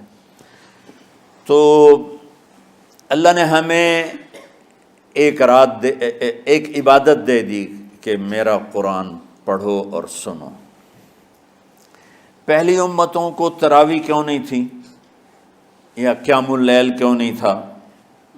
کہ ان کو اپنی کتاب یاد ہی نہیں ہوتی تھی، وہ اپنی کتاب کے حافظ نہیں ہوتے تھے، وہ اپنی کتاب یاد ہی نہیں کر سکتے تھے، صرف نبی کو یاد ہوتی تھی۔ اللہ نے ہمارے لیے کتنا آسان کر دیا کہ 7 سال کے یہ چھوٹے چھوٹے بچے قرآن یاد کر رہے ہیں، 70 سال کا بوڑھا قرآن یاد کر رہا ہے۔ یہیں یہ مولوی یوسف صاحب کا ساتھی تھا، یا پتہ نہیں ان سے پہلے تھا، سلمان، مولوی سلمان، آج کل امریکہ میں ہوتے ہیں، ہماری ایک شاخ چلا رہے ہیں ماشاءاللہ۔ وہ شروع میں یہاں تھے، تو یہاں تراویح پڑھانے کے لیے ہمارے پاس حافظ کوئی نہیں تھا، وہ حافظ نہیں تھے، وہ صبح بیٹھ کے شام تک ایک سپارہ یاد کرتے اور رات عشاء کی نماز میں سنا دیتے۔ 30 دن میں قرآن یاد کر کے سنا دی۔ مطلب یہ سنی سنائی بات نہیں، ہمارے اسی حسنین، اسی ممبر اور محراب کی بات کہ یہیں اسی مسجد میں انہوں نے صبح سے مغرب تک یاد کرتے تھے اور پھر عشاء میں کھڑے ہو کے سنا دیتے تھے۔ پیچھے ہوتے تھے لقمہ کوئی دینے والا شاید، لیکن بہت خوبصورت پڑھ کے ایک دن میں یاد کر کے سنا دیا۔ اور ایک مجھے نام بھول گیا کہ 3 دن میں قرآن یاد کیا، 10 سپارے ایک دن میں یاد کیے، 10 دوسرے دن میں یاد کیے، 10 تیسرے دن میں یاد کیے۔ وَلَقَدْ يَسَّرْنَاهُ لِلذِّكْرِ وَلَقَدْ يَسَّرْنَا الْقُرْآنَ لِلذِّكْرِ فَهَلْ مِن مُدَّكِرٍ۔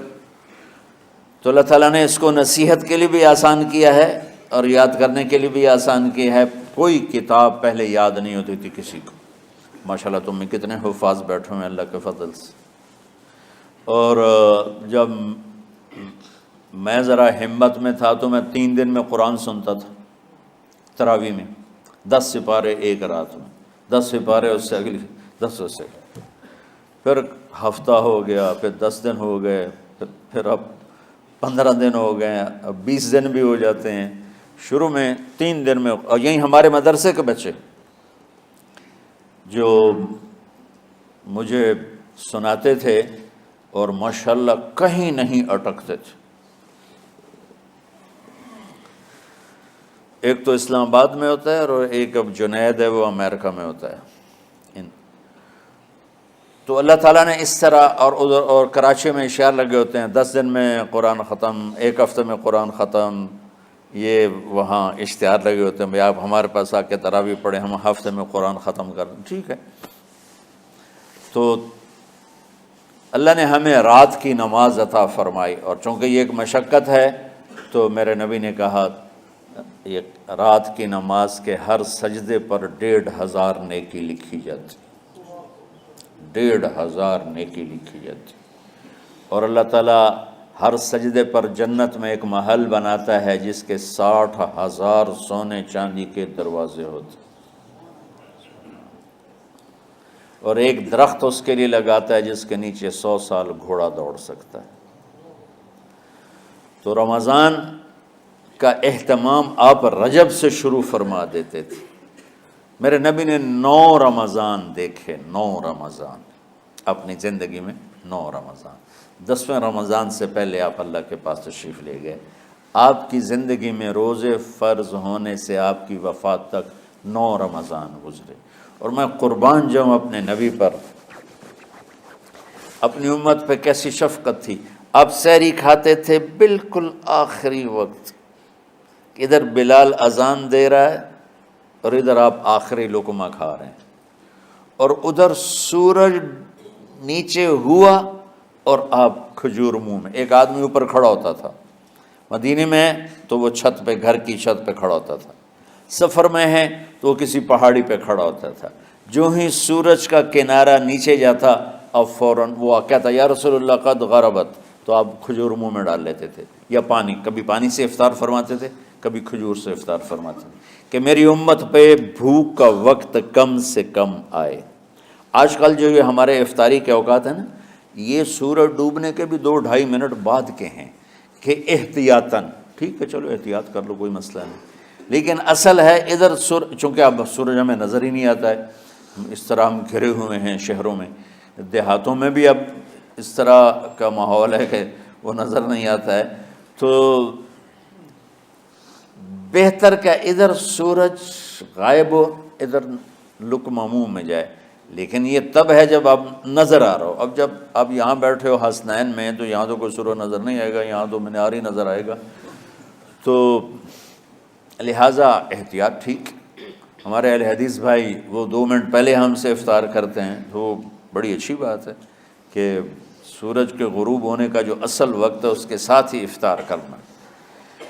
اور سحری میں ایک واقعہ سناتا ہوں، آپ سحری کھا رہے تھے، بکرے کی سری پکی ہوئی تھی، تو مولا علی رضی اللہ تعالیٰ عنہ اور عرباض بن ساریہ رضی اللہ تعالیٰ عنہ آپ کے ساتھ کھانا کھا رہے تھے، تو حضرت بلال ہے، یا رسول اللہ وقت ختم ہو گیا ہے، میں اذان دینے جا رہا ہوں، آپ برائے مہربانی کھانا پینا بند کریں، اور یہ کہہ کر چلے گئے۔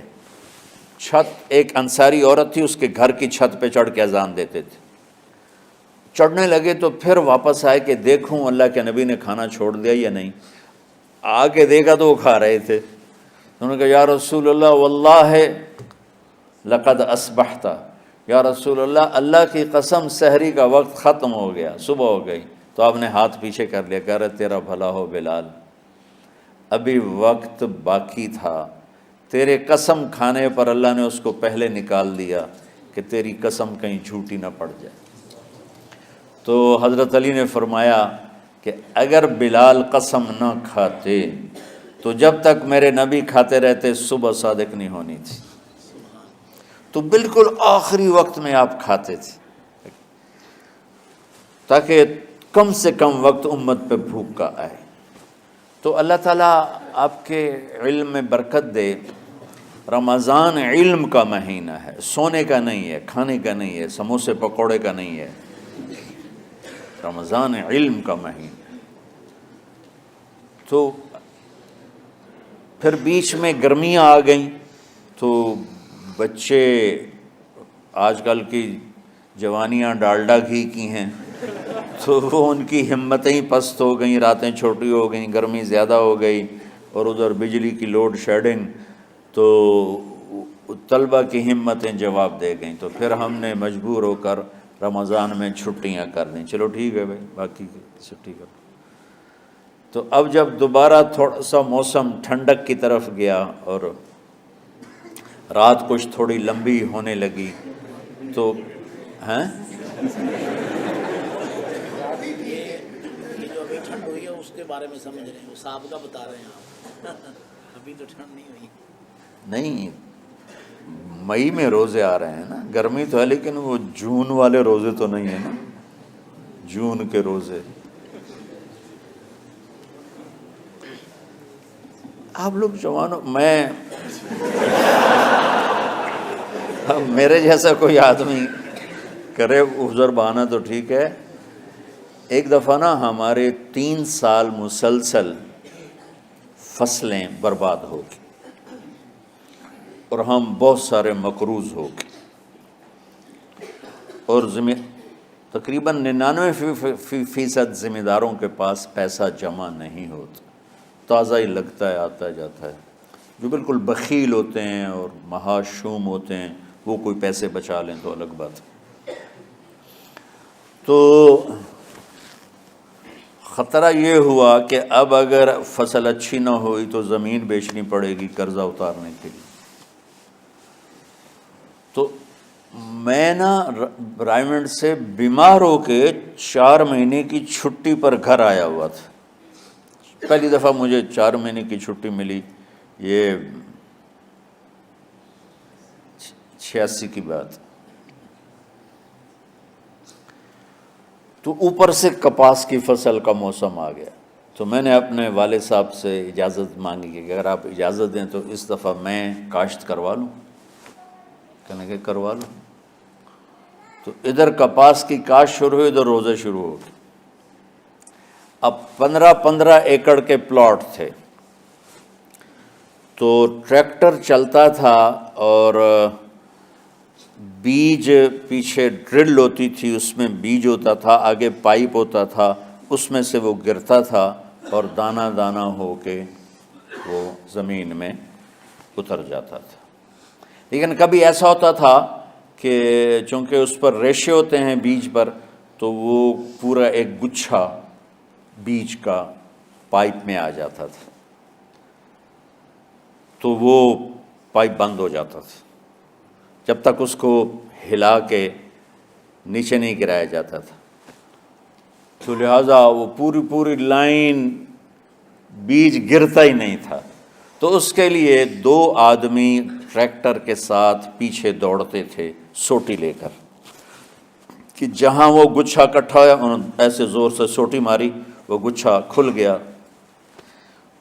میرے ملازم روزے کے بغیر ہوتے تھے، میں روزہ رکھ کے 15 ایکڑ دوڑتا تھا جون میں، مئی میں، اور میں نوکروں پہ اعتبار نہیں کرتا تھا کیونکہ معاملہ تو بہت حساس ہو چکا تھا کہ یا ادھر یا ادھر ایسا سیزن آ رہا ہے۔ تو نوکر دوڑ رہے ہوتے تھے، لیکن میں اس خطرے سے کہ پتہ نہیں غفلت نہ کریں، میں چادر لے کر گیلی کر کے یوں سر پہ لپیٹ لیتا تھا اور گردن پہ لپیٹ کر 15 ایکڑ کے پلاٹ میں پیچھے نوکروں کے ساتھ دوڑ لگاتا تھا، اور سوٹی میرے بھی ہاتھ میں ہوتی تھی، میں اپنے لے لیے 3-4 لائنیں میں اپنے لیے طے کر لیتا تھا، اور ادھر ان کی وہ لائنوں کو بھی دیکھتا رہتا تھا کہ کہیں کوئی غفلت تو نہیں کر رہے۔ اور وہ کہتے میاں صاحب تسی کیویں ٹرے جاندے ہو؟ اچھا، وہ ہر چکر کے بعد لسی پیتے، ٹالی کے نیچے بیٹھ کے اور میں 15 ایکڑ بھاگ کے روزے کے ساتھ ہوتا تھا. تو یہ آپ کی جوانی ہے. ڈالٹا گھی سے تو جوانی نہیں آتی، ڈالٹا گھی سے تو جوانی نہیں آتی. تو اللہ نے میرے جی میں ڈالا کہ اب دوبارہ، بلکہ تمہارے استادوں کے جی میں یہ بات آئی، مجھ سے تو صرف انہوں نے پوچھا کہ اب دوبارہ اس طرح کر دیں، تو میں نے کہا ضرور کر دو کہ رمضان میں دوبارہ تعلیم شروع ہو. شب قدر اس میں ہے، اللہ کا عرش پہلے آسمانوں پر ہے، سارا دن ساری رات اللہ کے اعلان ہو رہے ہیں، کوئی بخشش چاہنے والا، کوئی معافی چاہنے والا، کوئی رزق چاہنے والا، کوئی ہدایت چاہنے والا، کوئی شفا چاہنے والا، اور فرشتوں کے اعلان ہو رہے ہیں، بھلائی کرنے والے آگے بڑھ، برائی کرنے والے بس کر دے. تو جو رحمت رمضان میں، میرے نبی نے فرمایا اگر میری امت کو پتہ چل جائے کہ رمضان کیا ہے تو یہ تمنا کریں گے کہ کاش سارا سال ہی رمضان ہوتا. تو بچوں، آپ خوش قسمت ہیں کہ آپ کا جو رمضان ہے وہ علم کی طلب میں ہے. اس میں اگر آپ سوئے بھی ہوگے نا تو آپ کو وہ اجر ملے گا جو نفلیں پڑھنے والوں کو بھی نہیں ملے گا. میں صحیح کہہ رہا ہوں. ایک شخص آیا کہ یا رسول اللہ، اب دیکھو آپ اللہ کے راستے میں ہو، آپ اللہ کے راستے میں ہو. ایک شخص آیا، یا رسول اللہ کیا میں کچھ مال خرچ کر کے اللہ کے راستے میں جانے والے کا اجر لے سکتا ہوں؟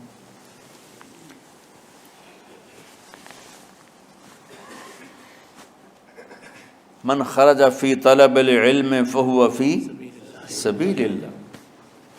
آپ نے فرمایا کتنے تیرے پاس؟ کہنے لگا جی 6000. اس دور میں 6000 بہت بڑی دولت تھی. تو آپ نے اسے فرمایا کہ تو 6000 تو کچھ کہہ رہا ہے اور میں یہ کہہ رہا ہوں تو سارے بھی خرچ کر دے تو جو اللہ کے راستے میں سویا ہوا ہے اس کی نیند کے اجر کو بھی نہیں پا سکتے. تو آپ سب اللہ کے راستے میں، آپ طلب علم میں، میرے رب کی قسم آپ سوئے بھی ہوگے تو آپ کو وہ اجر مل رہا ہوگا جو مجھے گھر میں نفل پڑھنے پر بھی نہیں مل رہا ہوگا. تو تھوڑی مشقت تو بڑھ جاتی ہے. سبق رات کو ہوتے ہیں اور پھر سحری کر کے اور فجر کی نماز کے بعد آرام ہوتا ہے، تھوڑی روٹین تبدیل ہوتی ہے، لیکن یہ دنیا مشقت کی اٹھانے کی جگہ ہے. بس رمضان کی سب سے بڑی تیاری کیا ہے کہ اپنے دلوں کو صاف کر لو پہلے سے. شعبان کی سب سے بڑی تیاری کیا ہے کہ اپنے دلوں کو صاف کر لو، کہ جس دل میں نفرت ہو، بغض ہو، کسی کے لیے غصہ ہو، کسی کے لیے کیا کیا جذبے ہوں، دل صاف کرنا. ہمارے گھروں میں روزانہ جھاڑو ہوتا ہے، یہاں مدرسے میں روزانہ صفائی ہوتی کہ نہیں ہوتی؟ چونکہ دنیا کی اصل گندگی ہے تو جھاڑو ہاتھ سے نہیں چھوٹ سکتا. حرم شریف میں دیکھا کیسے چاروں طرف خدام پھر رہے ہوتے ہیں برش لے کر. یہ تمہارے مولوی شاہد صاحب بھی ایک دفعہ وہاں خدام حجاج میں گئے تھے، میں نے ان کے ہاتھ میں برش دیکھا وہی.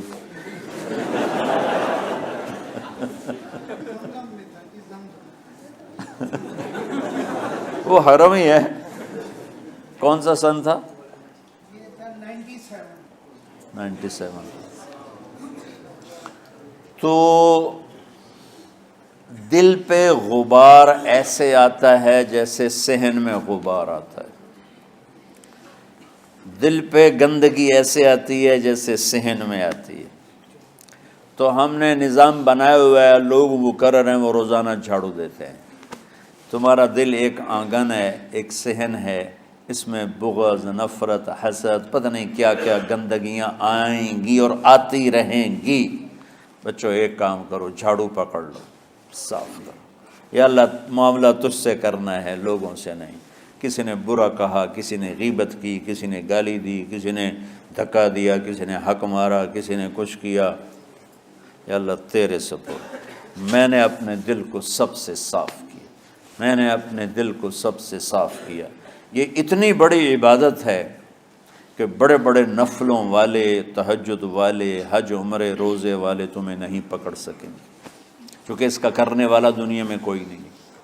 نفل پڑھنے والے تو بے شمار ہیں، عمرے کرنے والے بے شمار ہیں، علماء بے شمار ہیں، حاجی بے شمار ہیں، سخاوت کرنے والے بے شمار ہیں، لیکن اس ٹکڑے کو صاف کرنے والا لاکھوں میں ایک بھی نہیں ہے۔ مشکل کام ہے، آپ یہ سیکھ لیں، صاف کرو، صاف کرو، صاف کرو۔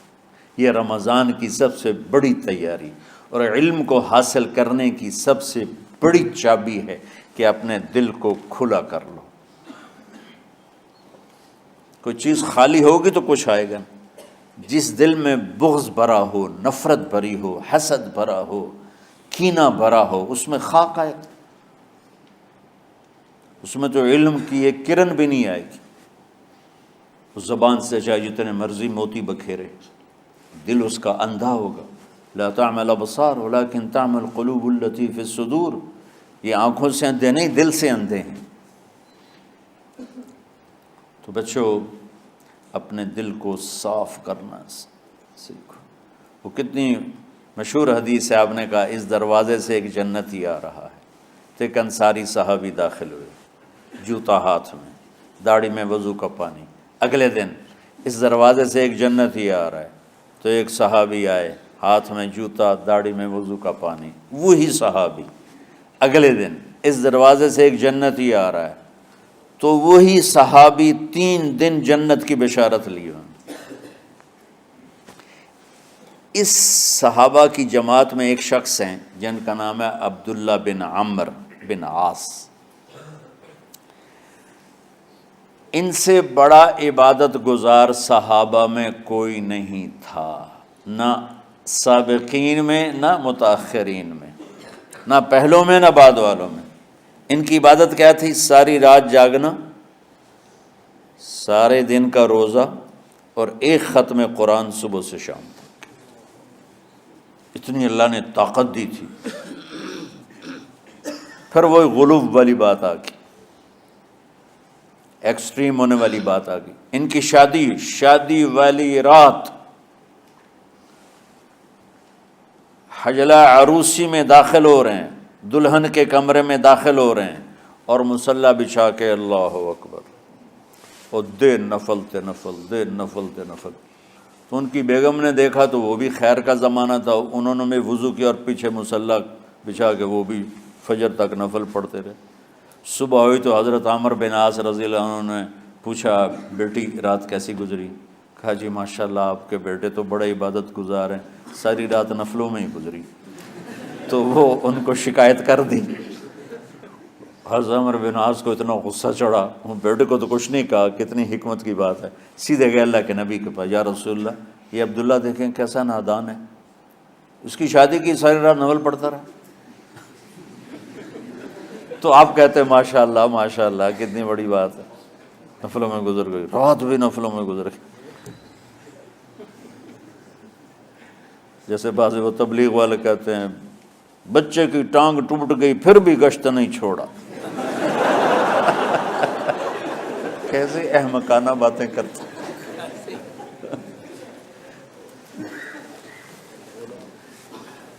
تو آپ نے حضرت عبداللہ بن عمرو کو بلا کے ڈانٹا کہ تو نے مہینے میں 3 دن روزے رکھنے ہیں، بس اس سے زیادہ نہیں رکھنے، اور ہفتے میں 1 قرآن ختم کرنا ہے۔ کہا یا رسول اللہ میرے اندر طاقت زیادہ ہے۔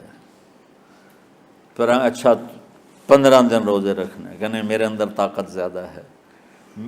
آپ اس کو تھوڑا تھوڑا کر کے گھٹاتے رہے، اور وہ ہر دفعہ نہیں یا رسول اللہ میرے اندر طاقت زیادہ ہے۔ تو آخر میں آپ نے کہا اچھا چلو صوم داؤدی پہ آ جاؤ، 1 دن روزہ رکھو، 1 دن افطار کرو، اور 3 دن سے پہلے قرآن ختم نہیں کرنا۔ تو آپ نے اس کو پیچھے کیا۔ یہ بیٹھے تھے اس محفل میں، ان کے دل میں آیا کیا یہ بزرگ مجھ سے زیادہ عبادت کرتا؟ رات میں ساری جاگتا ہوں، دن روزہ رکھتا ہوں، 1 ختم کرتا ہوں، تو جنت کی بشارت تو مجھے ملنی چاہیے تھی۔ ان کو کیسے مل رہی؟ یہ کسی کتاب میں نہیں لکھا کہ یہ ان کا جذبہ تھا، لیکن جو کہ میں ان کی سیرت کو جانتا ہوں تو مجھے خیال آتا ہے کہ ان کی نفسیات میں یہ بات آئی ہوگی، چونکہ صرف انہی کو خیال آیا کہ میں جا کے دیکھتا ہوں کہ یہ بزرگ کیا کرتے ہیں، تو ان کے پاس پہنچ گئے۔ چاچا، ذرا وہ ادھیڑ عمر تھے، چاچا وہ میرے ابا تھوڑے ناراض ہیں تو کچھ دن آپ کے پاس گزارنا کا، بیٹا بسم اللہ آ جاؤ۔ اب رات ہوتے ہی عشاء کی نماز پڑھ کے انہوں نے جلدی سے چادر اوپر لی اور یوں سراغ کر کے ان چاچا کو دیکھنے لگے ایسے کر کہ اب یہ کیا ساری رات سجدہ کرے گا اور ساری رات روتے روتے روتے روتے مصلی گیلا ہو جائے گا، یا ساری رات رکوع کرے گا، ساری رات قیام کرے گا، ساری رات قرآن پڑھے گا، اس تصور سے یوں دیکھ رہے۔ اور وہ بزرگ صحابی تشریف لائے، سرانے پہ سر رکھا، اللہم بسمک اموت و احیا، ہو گئے۔ اب یہ دیکھ رہے ہیں ابھی اٹھیں گے، ابھی اٹھیں گے، ابھی اٹھیں گے، اٹھے نا، فجر کی اذان پہ اٹھے۔ اب یہ تو حیران پریشان ہو گئے کہ یہ کیا ہو؟ اس زمانے میں تو منافق تہجد نہیں چھوڑتے تھے ڈر کے مارے کہ پتہ نہ چل جائے ہمارے کفر کا، تو یہ چاچا جنت بھی لے گیا تو ستا بھی پیا کہ چلو کل دیکھوں گا۔ اگلی رات پھر چادر سر پہ کر کے اور یوں سوراخ کر کے لیٹے ہوئے اور دیکھ رہے۔ چاچا پھر تشریف لائے اور سرانے پہ سر رکھا، اللہم بسمک اموت و احیا، ہو گئے۔ فجر کی اذان پہ اٹھے، یہ اور پریشان ہو گئے کہ میرا نبی کا فرمان تو سچا ہے، اس میں تو شک بھی کفر ہے، لیکن عمل کیا ہے جس پر اس کو جنت کی بشارت ملی؟ 2 رکعت نفل بھی نہیں۔ اور آج کے دور میں تم میں سے ماشاءاللہ اکثر بچے تہجد پڑھتے ہیں کہ ایک رات اور دیکھوں گا، تیسری رات اللہم بسمک اموت و احیا، ہو گئی ساری رات۔ تو تیسری رات پھٹ پڑے عبداللہ بن عمر، کہنے لگے چاچا میری ابا سے کوئی لڑائی نہیں تھی، 3 دن میں تیرے بارے میں سنتا رہا، جنتی جنتی جنتی۔ میں دیکھنے آیا تھا کہ آپ کیا کرتے ہیں، آپ تو کچھ بھی نہیں کرتے ہو، ساری رات سوتے رہتے ہو، اب کیا کرتے ہو؟ انہوں نے کہا بیٹا یہی ہے جو تم نے دیکھا ہے۔ اب ان کو سمجھ میں نہیں آ رہا کہ یہ جوڑ کیسے بٹھاؤں، ادھر جنت کی بشارت، ادھر ساری رات خراٹے، اب یہ اس میں جوڑ کیسے بٹھاؤں، کیونکہ نبی کی بات تو غلط ہو نہیں سکتی۔ تو اب وہ نا ایسے نا بڑے بے دل سے ہو کر واپس مڑے، پتہ نہیں کی چکر ہوئے گی کوئی گل۔ جب وہ دروازے تک پہنچے تو کہنے لگے بیٹا ادھر آنا، واپس آ گئے۔ کہا میں تمہیں اصل راز کی بات بتاتا ہوں۔ کہا کیا ہے کیا ہے؟ تو یہاں ہاتھ رکھا، کہا یہ جو دل ہے نا اس میں کسی انسان کی نفرت نہیں۔ ہاں ہاں ہاں، اور جب اللہ کسی کو رزق دیتا ہے، عزت دیتا ہے، مجھے کبھی حسد نہیں ہوا، مجھے خوشی ہوتی۔ تو عبداللہ بن عمر نے کہنا تھا ہاں یہ بات ہے، نہیں، انہوں نے کہا ہاذا ہوا، اچھل کے کہنے لگے ہاذا ہوا، ہاں ہاں ہاں ہاں یہی ہے یہی ہے یہی ہے۔ پھر کہنے لگے چاچا پر یہ میرے بس کا نہیں ہے، کون کرے گا یہ؟ اتنے بڑے آدمی ہو کر کہہ رہے ہیں کہ یہ میرے بس کا نہیں۔ تو بچوں، دنیا میں جنتی بننا ہے اور علم اللہ سے لینا ہے تو اسے صاف کر دو، سب کی نفرت سے۔ سب، اس نے مجھے یہ کیوں کہا، اس نے مجھے یوں کیوں دیکھا، اس نے میرے بارے میں یوں کیوں کہا، اس نے میرے بارے میں یہ کیوں لکھا۔ جس کی تعریف ہوتی میری کتنی برائی ہوتی، صرف تعریف تو نہیں ہوتی، بھرا پڑا سوشل میڈیا مجھے گالیاں دیں۔ اللہ کے فضل سے میرے دل میں ایک ذرے کے برابر کبھی کوئی منفی جذبہ نہیں آیا، آئے تو میں دھو کے صاف کر دیتا ہوں، یا اللہ میں نے اپنے دل کو صاف کیا، میرا معاملہ تیرے ساتھ ہے، کسی کے ساتھ نہیں۔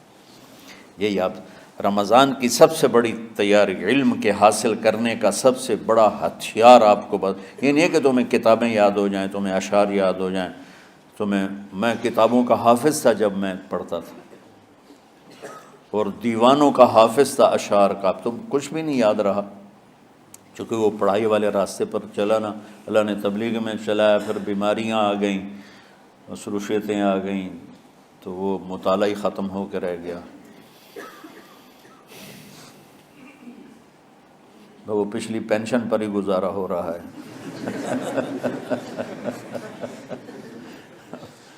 پڑھنے کی تو آج تمہاری برکت سے 2 گھنٹے ہو گئے، ورنہ میں ساری رات جاگا ہوں، نیند نہیں آ رہی، ساری رات 1 سیکنڈ نہیں سویا۔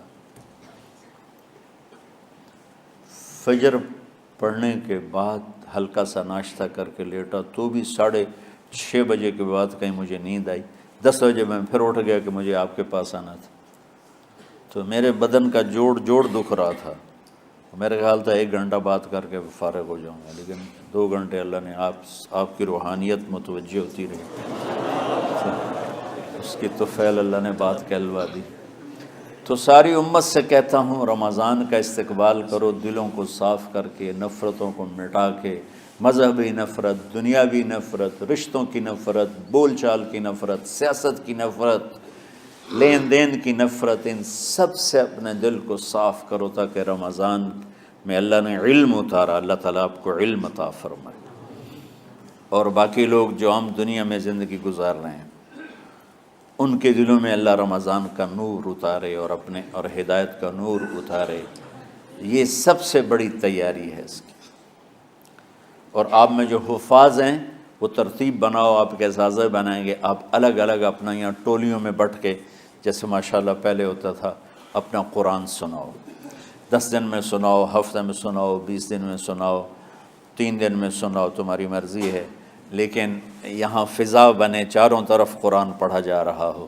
پہلے ہر کمرے میں ماشاءاللہ قرآن، میں تو خود آیا کرتا تھا رات کو، تو ہر کمرے سے قرآن کی آواز آ رہی ہوتی، پھر اوپر جاتا تو چھت پر کتنی ماشاءاللہ چھوٹی چھوٹی جماعتیں بنی ہوتی تھی، ہر طرف سے قرآن گونج رہا ہوتا تھا، تو ایسے صرف دیکھ کر ہی ایمان تازہ ہو جاتا تھا۔ تو جو آپ میں حفاظ ہیں وہ غافل نہ ہونا کہ نو جی میرے تو اب یاد نہیں ہے، بھول گئے تو الگ بات ہے، کوئی کچا پکا ہے تو اس کے لیے تیاری کر کے سناؤ، کسی اچھے حافظ کو ساتھ لے کر، کچھ وہ سنائے، کوئی یہ سنائے، اس طرح کر کے، کوئی ضروری نہیں تراویح میں ہی ختم ہو، نفلوں میں اسے کر لو، لیکن حفاظ کوشش کرو کہ قرآن زبان سے ادا ہو جائے۔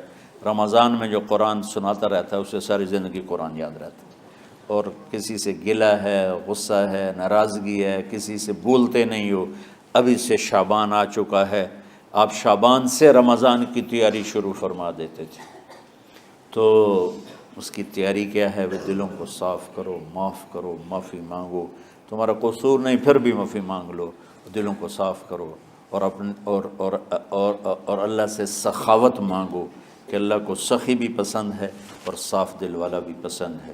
تو انشاءاللہ اگر اس طرح آپ کی تعلیمی سرگرمیاں بھی رہیں اور رمضان کا روزہ بھی ہوا اور دل صاف بھی ہوا، تو انشاءاللہ اللہ آپ کے دل کو ایمان اور علم کے نور سے بھر دے گا۔ سارے بچے اس کی نیت کرتے ہو نا؟ اللہم لک الحمد کما انت اہلہ فصلی علی محمد کما انت اہلہ وافعل بنا ما انت اہلہ انک اہل التقوی و اہل المغفرہ۔ ربنا آتنا فی الدنیا حسنہ وفی الآخرۃ حسنہ وقنا عذاب النار۔ ربنا اصرف عنا عذاب جہنم ان عذابها كان غراما۔ ربنا ما خلقت هذا باطلا سبحانك فقنا عذاب النار، فقنا عذاب النار۔ اللهم إنا نعوذ بك من سخطك والنار ومن آخر من شكله أزواج۔ اللهم اجعل لنا لسان صدق في الآخرين وجعلنا من ورثة جنة النعيم۔ اللهم إنا نسألك الجنة وما قرب إليها من قول أو عمل، ونعوذ بك من النار وما قرب إليها من قول أو عمل۔ اللهم إنا نسألك علما نافعا ورزقا واسعا وشفاء من كل داء۔ اللهم نور قلوبنا بالإسلام ونور قلوبنا بالإيمان ونور قلوبنا بالقرآن ونور قلوبنا بنورك وبنور حبيبك ووفقنا لما تحب وترضى من النية والقول والفعل والعمل والهدى إنك على كل شيء قدير اللهم آت قلوبنا تقواها وزكها أنت خير من زكاها أنت وليها ومولاها۔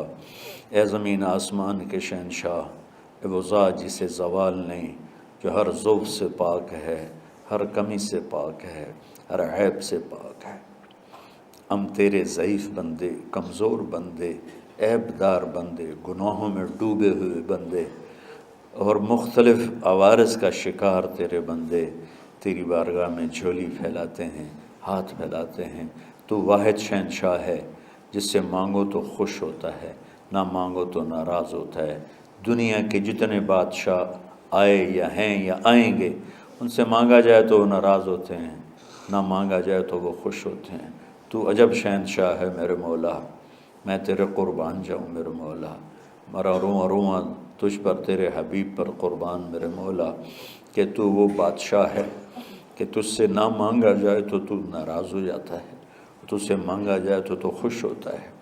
ہمارا چہرہ تو نہیں ہے کچھ مانگنے کا، ہمارے ہاتھ تو نہیں ہے پھیلانے کے، ہماری جھولی تو نہیں ہے پھیلانے کے قابل، کہ ہمارا وجود بھی گناہوں سے گندا ہے، ہماری آنکھیں، ہمارے کان، ہمارا دماغ، ہمارے دل، ہمارے ہاتھ، ہمارے جسم کا ایک ایک بال میرے رب غفلت میں، گناہوں میں جکڑا ہوا ہے۔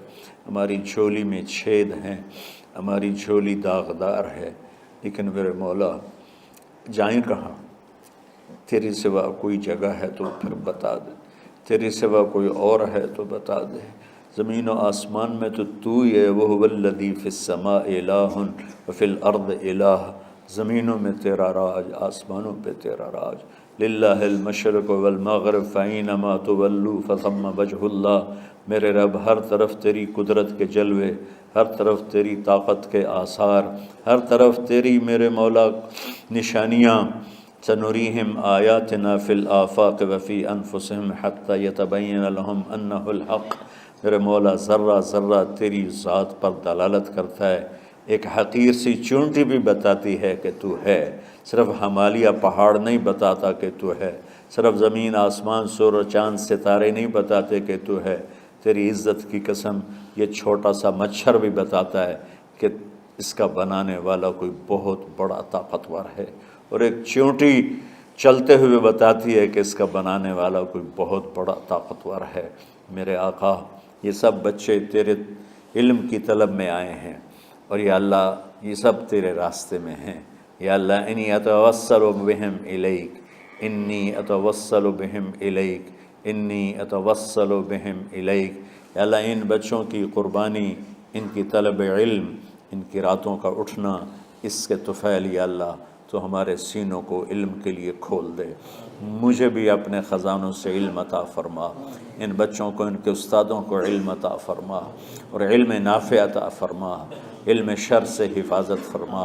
انہیں پوری امت کے لیے ہدایت کا ذریعہ بنا، پوری انسانیت کے لیے ہدایت کا ذریعہ بنا میرے مولا، اور پوری امت کی حفاظت فرما، اور ہمارے دیس کی حفاظت فرما۔ یا اللہ یہ دیس دشمنوں میں گھرا ہوا ہے، چاروں طرف سے یلغار ہے، اندر بھی باہر بھی، اور تیرے سوا کوئی حفیظ نہیں۔ تو ہی ہے جس نے آگ کو ٹھنڈا کیا حضرت ابراہیم پر، اور موسیٰ کے لیے علیہ السلام کے لیے سمندر کو پھاڑا، اور مچھلی کے پیٹ میں اپنے بندے یونس کو بچایا، اور چھری کے نیچے سے تو نے اسماعیل کو بچایا۔ میرے مولا تیری قدرتوں کی انتہا نہیں۔ یہ دیس تیرے نام پہ بنا تھا، لا الہ الا اللہ پہ بنا تھا۔ بنانے والوں کا نعرہ کانوں میں گونجتا ہے اور کتابوں میں پڑھتے ہیں، پاکستان کا مطلب کیا؟ لا الہ الا اللہ۔ یا اللہ اس پورے زمانے میں 2 ریاستیں تیرے نام پہ بنی، ایک مدینہ کی ریاست اور ایک پاکستان کی ریاست، لیکن میرے مولا ہم نے تیری اس نعمت کو بہت گندا کر دیا، غلیظ کر دیا، ظلم سے بھر دیا، قتل سے بھر دیا، چوری سے بھر دیا، ڈاکے سے بھر دیا، جوئے شراب زنا سے بھر دیا، نہ سود سے بھر دیا، کھوٹ سے بھر دیا، بددیانتی سے بھر دیا، ماں باپ کی نافرمانی سے اسے گندا کر دیا، ظلم و ستم، گالی گلوچ سے، نمازیں چھوڑ کر، روزے چھوڑ کر، یا اللہ۔ لیکن اس کے باوجود وہ لوگ جنہوں نے اس کے لیے قربانیاں دی تھیں، وہ 6 لاکھ انسان ذبح ہوئے تھے، وہ سارے مخلص تھے، ان کا خون تیرے نام پہ بہا تھا، ان کی طفیل میرے مولا اس ملک کی حفاظت فرما، اس کے حکمرانوں کی، اس کے تاجروں کی، اس کی فوج کی، اس کی پولیس کی، اس کے تمام سرکاری محکموں کی اور تمام دنیاوی محکموں کی اور تمام یا غیر سرکاری محکموں کی اور بازاروں کی اور کھیتوں کی، دیہاتوں کی، شہروں کی، چاروں صوبوں کی حفاظت فرما۔ یا اللہ اپنے خزانوں سے تو رزق کے دروازے کھول۔ ہمارا ملک پانی کی کمی کا شکار ہو رہا ہے، ہمیں وافر پانی عطا فرما۔ ہمارے اسباب و وسائل میں بہت کمی آ رہی میرے مولا، اپنی قدرت سے اپنے اس ملک کے لیے رزق کا، ہدایت کا دروازہ کشادہ فرما۔ یا اللہ جو اس کی دشمنی کرنے والے ہیں ان کو بھی ہدایت نصیب فرما، اور اگر ان کے مقدر میں ہدایت نہیں تو ان کے شر سے اس کی حفاظت فرما۔ جتنے مدارس ہیں، جتنی خانقاہیں ہیں، جتنے تبلیغی مراکز ہیں، جتنے حفظ کے مکاتب ہیں، ان سب کی حفاظت فرما۔ علماء اہل حق کی حفاظت فرما، علماء اہل حق کی حفاظت فرما۔ یا اللہ صالحین کی حفاظت فرما۔ یا اللہ احفظنا من بین ایدینا ومن خلفنا وعن ایماننا وعن شمائلنا ومن فوقنا ونعوذ بعظمتك من ان نغتال من تحتنا۔ اللهم انا نعوذ بك من الاغتيال، اللهم انا نعوذ بك من ان نغتال من تحتنا۔ اللهم احفظنا من كل بلاء، اللهم احفظنا من كل شر ومن كل بلاء وعافنا من كل شر ومن كل بلاء۔ یا اللہ تو پوری امت پہ کرم فرما، رحم فرما۔ یا اللہ پوری امت کا کہ خون کی، عزت کی، جان کی، مال کی، بچوں کی، بچیوں کی، عزتوں کی حفاظت فرما۔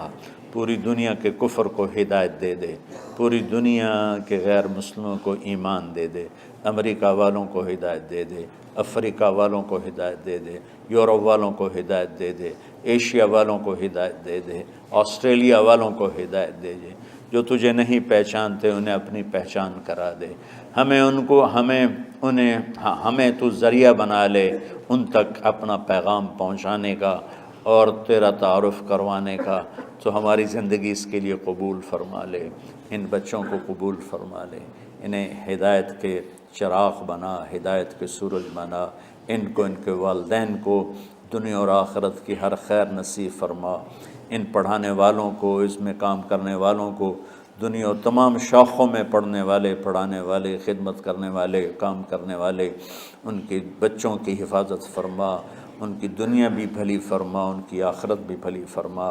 اور یا اللہ امت کے جوڑنے کا مدرسۃ الحسنین کو ذریعہ بنا دے، امت کو جوڑنے کا مدرسۃ الحسنین کو ذریعہ بنا دے۔ یا اللہ جو ایمان پہ تیری بارگاہ میں پہنچ گئے ان کے درجے بلند فرما، ان کی قبریں روشن فرما۔ ہم جو پیچھے آ رہے ہیں میں عافیت والی، صحت والی، سہولت والی زندگی دے اور ایمان والی موت عطا فرما۔ یا اللہ امراض والی موت سے بچا، ہسپتالوں والی موت سے بچا، اغتیال والی موت سے بچا، عافیت سلامتی والی ایمان کے ساتھ، اپنی رضا کے ساتھ ہماری واپسی یا اللہ مقدر فرما۔ یا اللہ جو بیمار ہیں، جو بچے بیمار ہیں، جو اساتذہ بیمار ہیں، یا اللہ میں بھی تیرا حقیر فقیر بندہ بیماری میں چل رہا ہوں، ہم سب کو صحت شفا کامل نصیب فرما، صحت شفا کامل نصیب فرما۔ یا اللہ صحت شفا کامل نصیب فرما۔ یہ جو نکاح ہوا ہے ان میں بھی یا اللہ جان بین میں برکت نصیب فرما اور محبت نصیب فرما۔ یا اللہ ہم سب سے راضی ہو جا۔ توفنا مسلمین والحقنا بالصالحین غیر خزایا ولا ربنا آتنا فی الدنیا حسنہ وفی الآخرۃ حسنہ وقنا عذاب النار۔ وصلی اللہ تعالی علی النبی الکریم، آمین برحمتک یا ارحم الراحمین۔